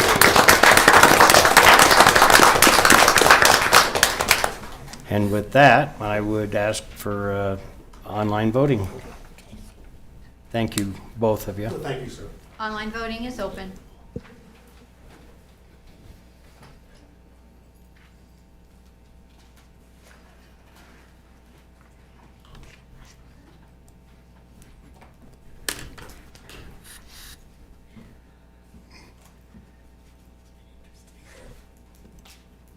Online voting has closed. The motion passes with 6 yeas. All right, thank you. Next thing on our agenda is item H. I would entertain a motion. Vice Mayor Sanger. I move to approve the resolution authorizing the city manager to add 2 new water treatment positions in accordance with Wyoming Statute 154202 and amend the 2022-2023 pay plan. Second. There's been a motion made and seconded to approve the resolution authorizing city manager to add 2 new water treatment positions in accordance with Wyoming Statute 15-4-202G and amend the 2022-2023 pay plan. Is there any discussion? And I'll turn it over to you, Stephanie. Perfect. Thank you, Honorable Mayor and Council. We have actually looked at our pre-treatment plant. We're getting excited because it's getting close, that we're getting ready for that. And as we've looked at our staffing needs in order to run that facility, we were able to go through and talk about what we absolutely needed in order to get that up and running, to be able to get water out from that treatment plant. So we had determined between the engineer and the public works director and I, and Tom, our city manager, we determined that we actually need two positions. One being a water treatment supervisor. This individual would be an individual who meets the requirements to run our plant. They have to be a level 3 water treatment, be certified as a level 3 water treatment operator. I think that's how it said. Okay, did I get that right? Okay, so they have to meet that qualification. That's what our plant is set up for. We currently have Bud, who is a level 4, and we needed a level 3 in order to have that. We currently have Stevie. Stevie's running as a level 3 also, but we need that in order to have our treatment facility meet DEQ specifications. Thank you. And then the other one would be an additional person to be able to staff that.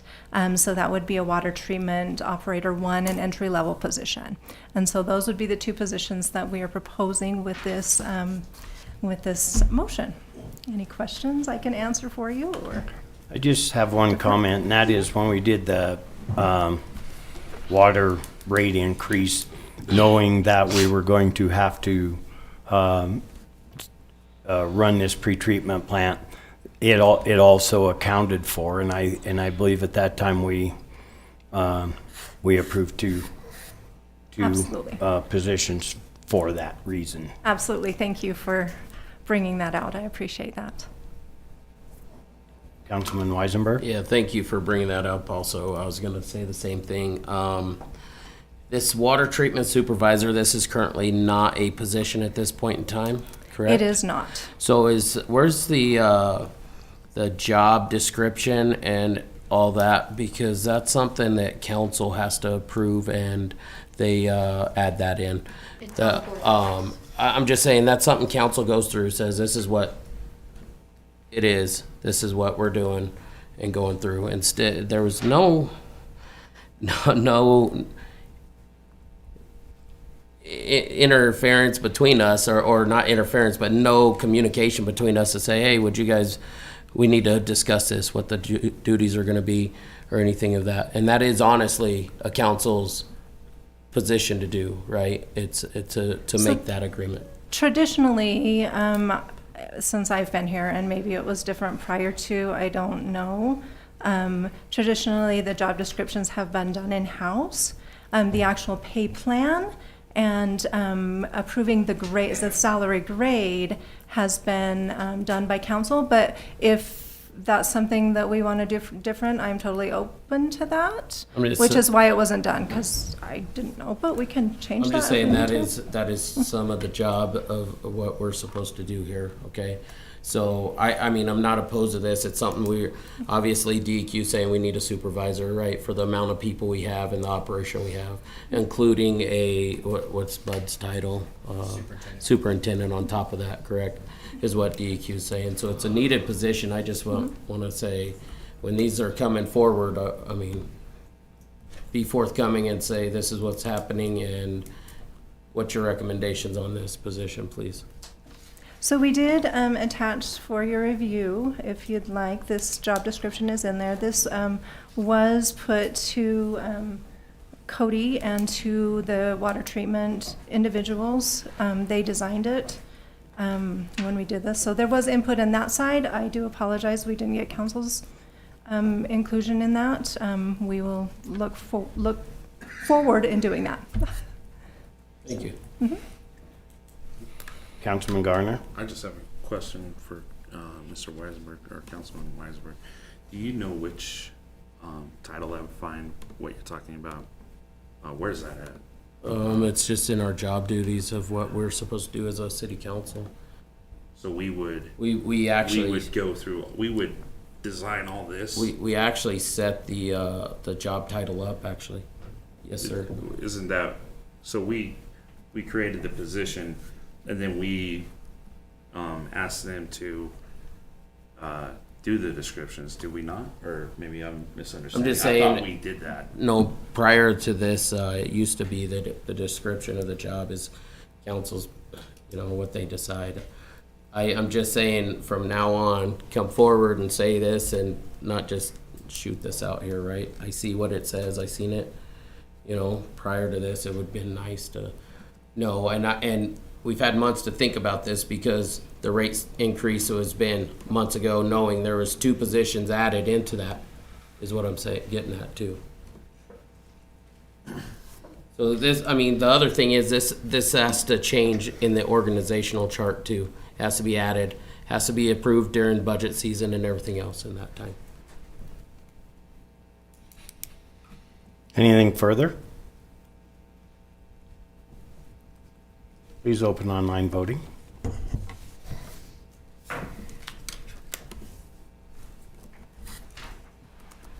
Online voting is open.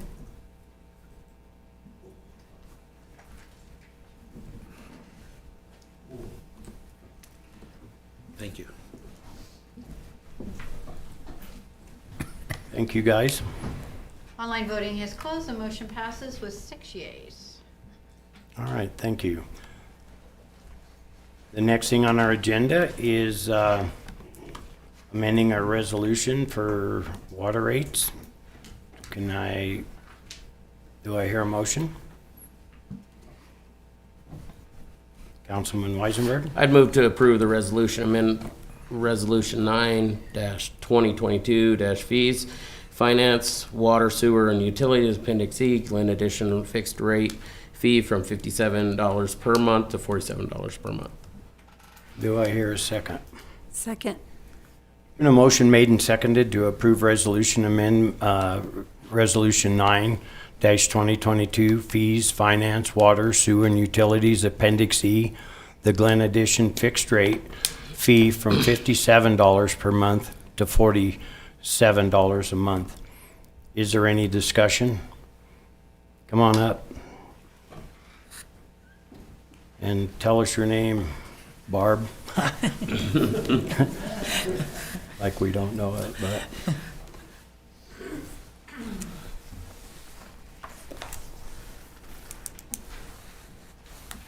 Honorable Mayor and City Council, I may have spoke at the inappropriate time because I was looking forward to a discussion on this. I appreciate the fact you realize the mistake was made with the earlier water rate increase and you want to fix it. I'm asking you not to patchwork it, I'm asking you to correct it.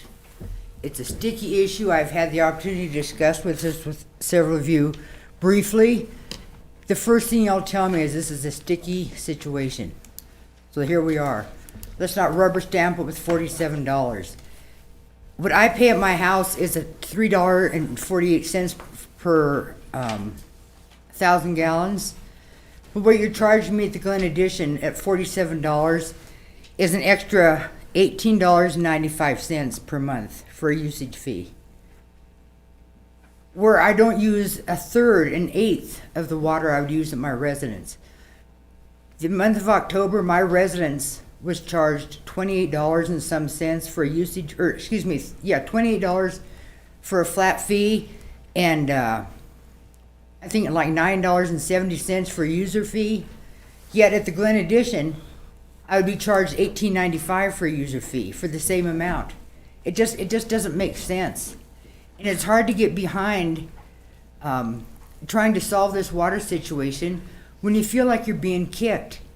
So I just want you guys to realize it's just too big of a disparity to say they're just Glen Addition owners. If they think they're mad now, we're going to raise it next year and the year after that. So who cares? Let's just leave them mad. That's not the way to do business. I think we want to contribute. We want to pay our fair share. But let's keep it reasonable. $47 is still too much. I offered a solution, as well as pointing out facets of information.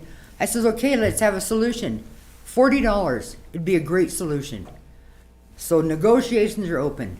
Why is your number any better than mine when I've used the city's figures?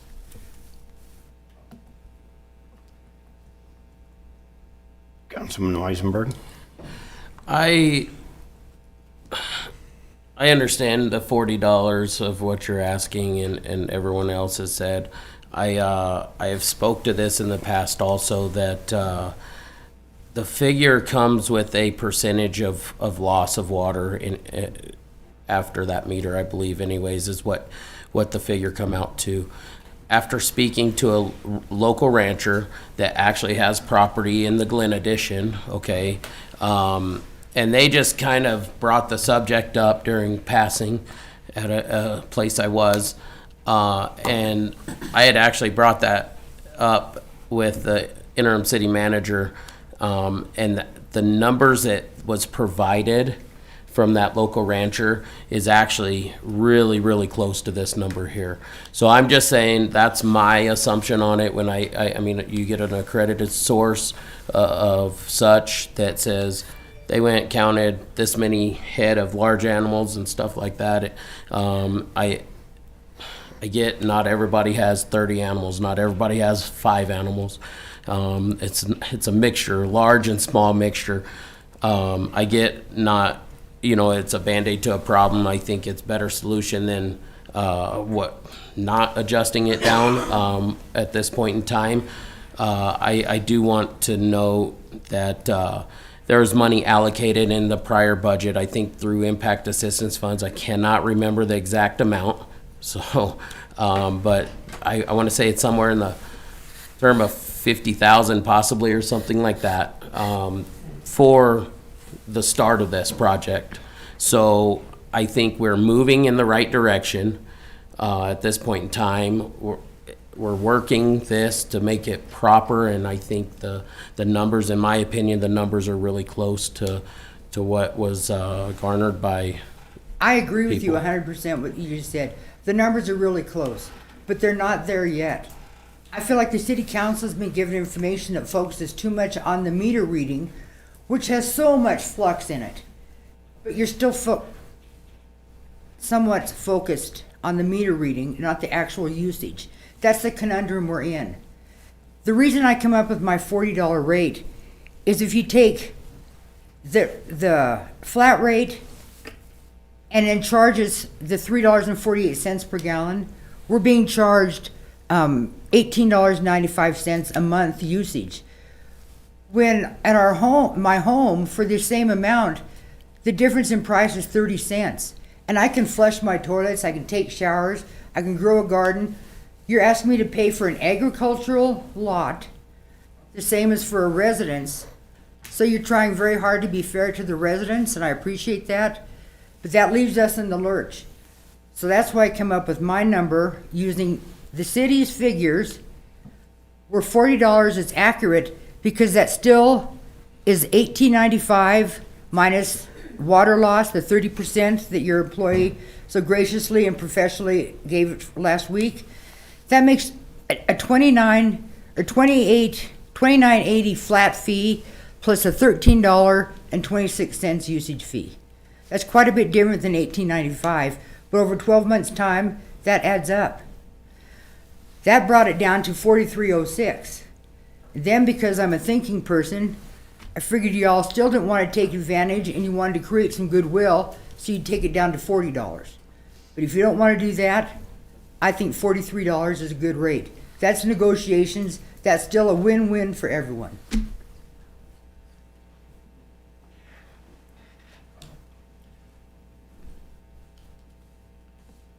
I've got to tell you, after looking at this and having the staff work on this and everything that's been done, I honestly feel like the $47 a month is fair. And that the only way to fix this problem is to put meters down there. The only way to put meters down there is to have a total reconstruction of the whole water system down there, the whole delivery system, because it's all a pack of termites holding hands, as we know. Exactly.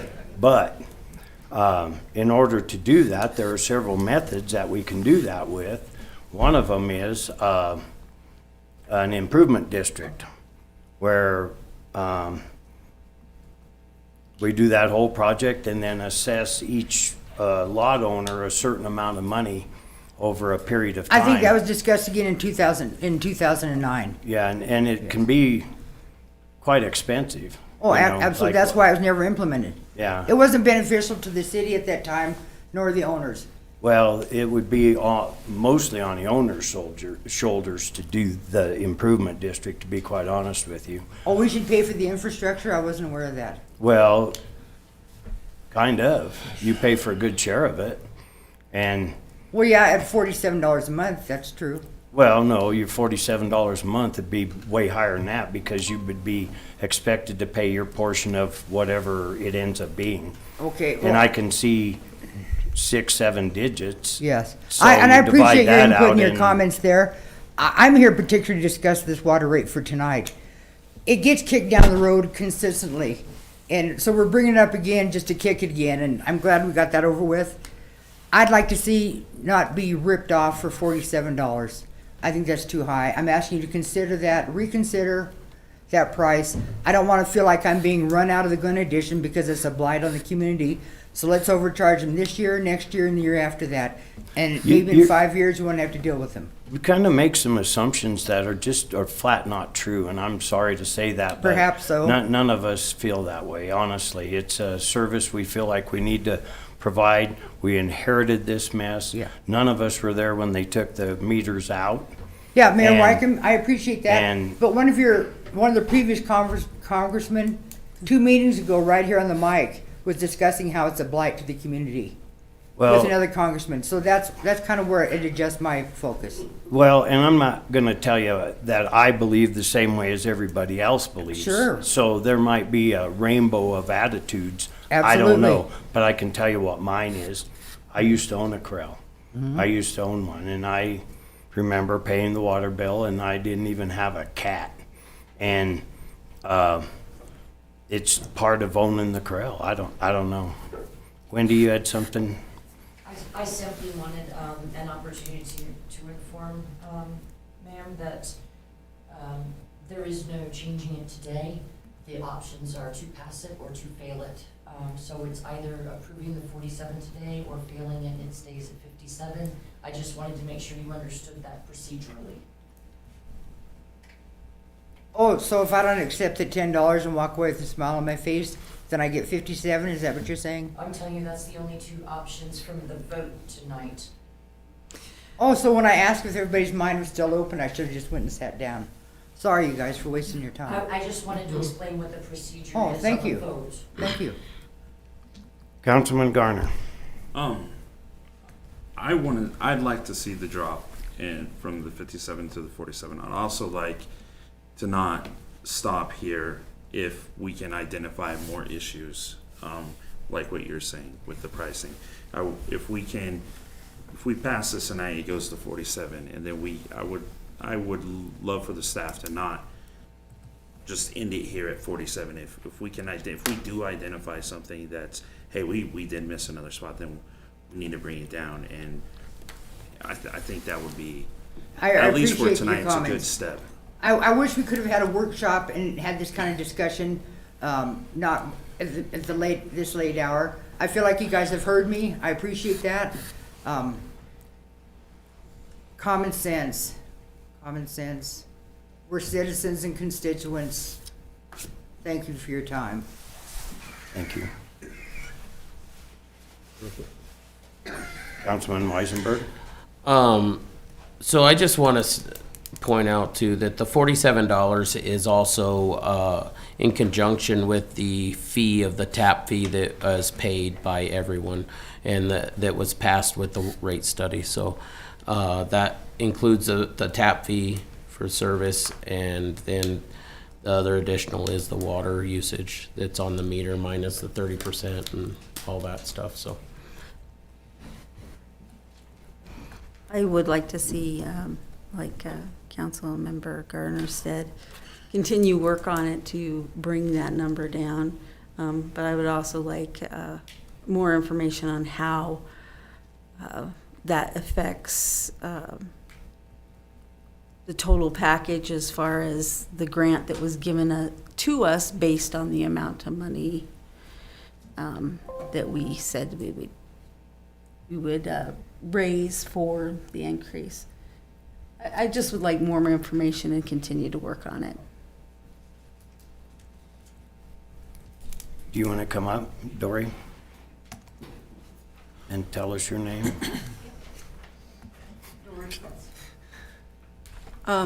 First of all, I appreciate the $10 decrease. You know, any little thing helps. And that is the purpose of our committee of the Glen Addition, is to continue to work on, with the city, lowering, obviously, the water bill, getting the meters in, and having a committee to do that so that we can all work together for the benefit of the whole. So, you know, we're not just going to step aside and say, okay, it's all good. Obviously, there's issues in the water situation. I still think that there's room to work with on the breaks and so forth. I just had a break just recently. It was the city main line. And I wanted to thank the Richard and his crew, and I forget Mike. Yes, Mike, for coming out. I think it was like 5:30, 20 below zero, so forth, so on. So that's the purpose of our committee, to get together for the Glen Addition. And we're not representing everybody down there. We're representing a group that's interested in working with the city.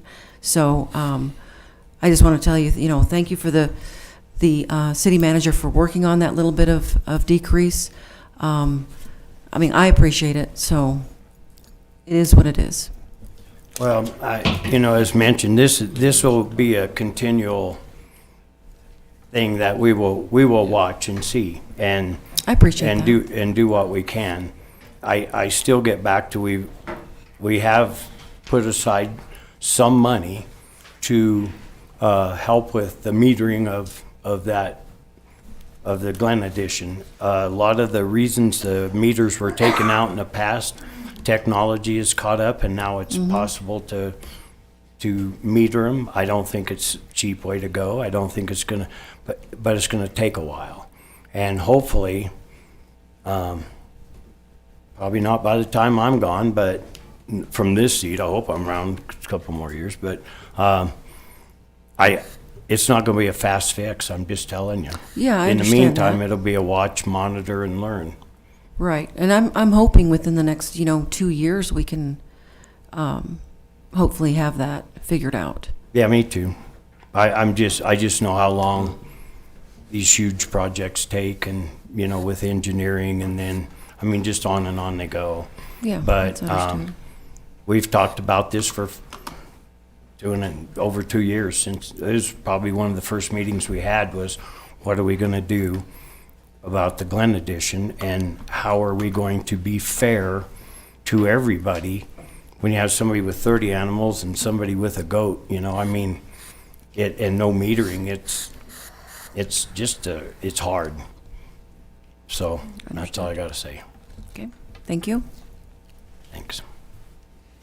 If there's nothing else, I will ask for online voting. Online voting is open.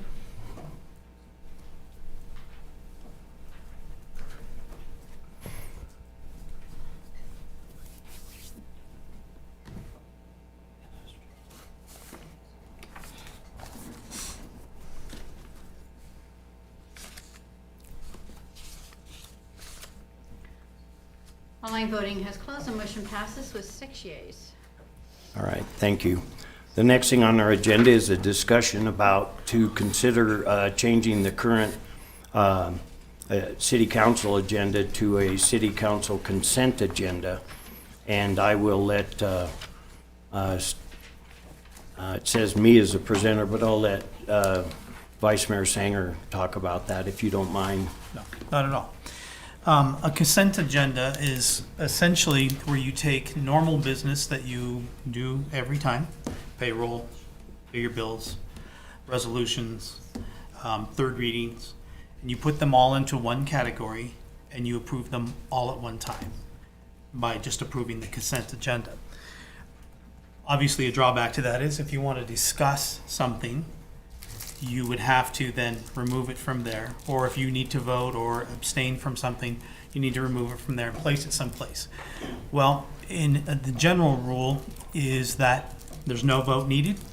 You just pull it, put it in unfinished business, and then when you come to there, you you make your decision on that.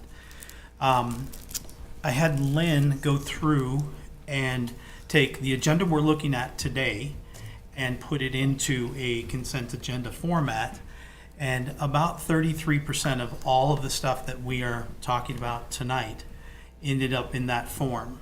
So you'd be eliminating a third, essentially, of all of the business that you have to go through one piece at a time. And if we look at the clock, that would be helpful. So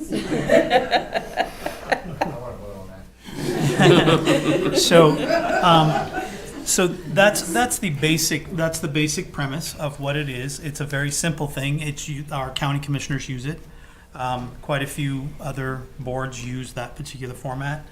And it just makes it simple to put all that stuff that you're going to talk about. And like I said, if you don't have to vote, if you say, I have an issue with payroll because I got paid and I need to abstain, so you just take it out, stick it in unfinished business.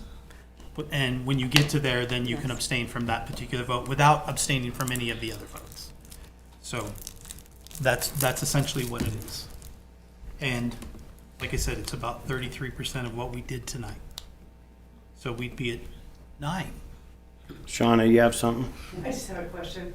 So in tonight's agenda, the sample that you have, we had the moment to remember Darcy. Could we have pulled that out, or could we have still done that? Yeah, no, you just take it out and put it in unfinished business. And then if I had a comment that I wanted to make in one of those items, would I have just been SOL, or? No, what it is if you agree with, basically, if you're going to vote positively on all these items, Yes. you just leave it as is. But if you have questions or want to change or whatever, any one of those items, you, when we get to the consent agenda, that's when you say, hey, I want to put, and you don't have, it doesn't have to be a majority vote or anything of the council. It's like, I want to pull out the Rawlins Shooting Range Advisory Board resignation. And you would pull that out. And then you would vote on everything else and then come back and do a second vote on that. But if I had a question or a comment on one of those. The actual answer to that question is we're doing business. So that we don't get to make comments. Right, on. So but it's just- if you have a concern, I would certainly raise my hand and go, I have a concern about this particular thing. And if someone sitting in the council goes, I agree with you, they just pull it, set it down. That's all. Okay, yeah. So that's the discussion, if there's anybody who's got. It'll take a little bit of getting used to, but I know, the legislature uses it, the Republican Party uses it, state party uses it a lot of times. Other boards that I've been on use it. What do you all think? What do you think, Tanya? I think it's a great idea. I saw it in the WHAM information that we got, as well as some of the Republican friends who do meetings. They say they use it. I think it's a great idea as far as, for 2 reasons. One, it will shorten our meetings. That we're not tackling each one with the whole Robert's rules. And 2, that anybody can pull anything out. So those things that are of concern to either our citizens or our individual council members can be attended to. What do you think? I have no problems with it. I think it's cut our time a bunch. What do you think, Councilman Weisenberg? I'm good with it. Same concept, if you got an issue, pull it out. My thought is put it on the agenda to approve this at the next council meeting so we can get moving on it, to be honest with you. How about you, Councilman Garner? I like the idea. Sean Metcalf I talked to him about 2 weeks ago, and he mentioned that's how they do things there, and he said it's wonderful. They have 45-minute meetings, and they got 45-minute 24,000 people, so sounds great to me. So, and when I seen it on the agenda, I was like, that's awesome. So yeah, I'd like to see it for a vote for next meeting. Okay, it will be on the agenda. The regular one. Okay. All right. With that, how I would entertain a motion to go into executive session. This is you. Vice Mayor Sanger. I move that we go into executive session per Wyoming State Statute 164405, 9 and 2, to consider or receive any information classified as confidential by law, and to consider the appointment, employment, right to practice, or dismissal of a public officer, professional person, or employee, or to hear complaints or charges brought against an employee, professional person, or officer, unless the employee or professional person or officer request a public hearing. The governing body may exclude from any public or private hearing during the examination of a witness or any of the other witnesses in the matter being investigated. Following the hearing or executive session, the governing body may deliberate on its decision in executive session. At 10:22. Second. Motion's been made to go into executive session at 10:22. Is there any, motion has been made and seconded, I guess, to go into executive session at 10:22. Is there any discussion? Please open online voting. Online voting is open.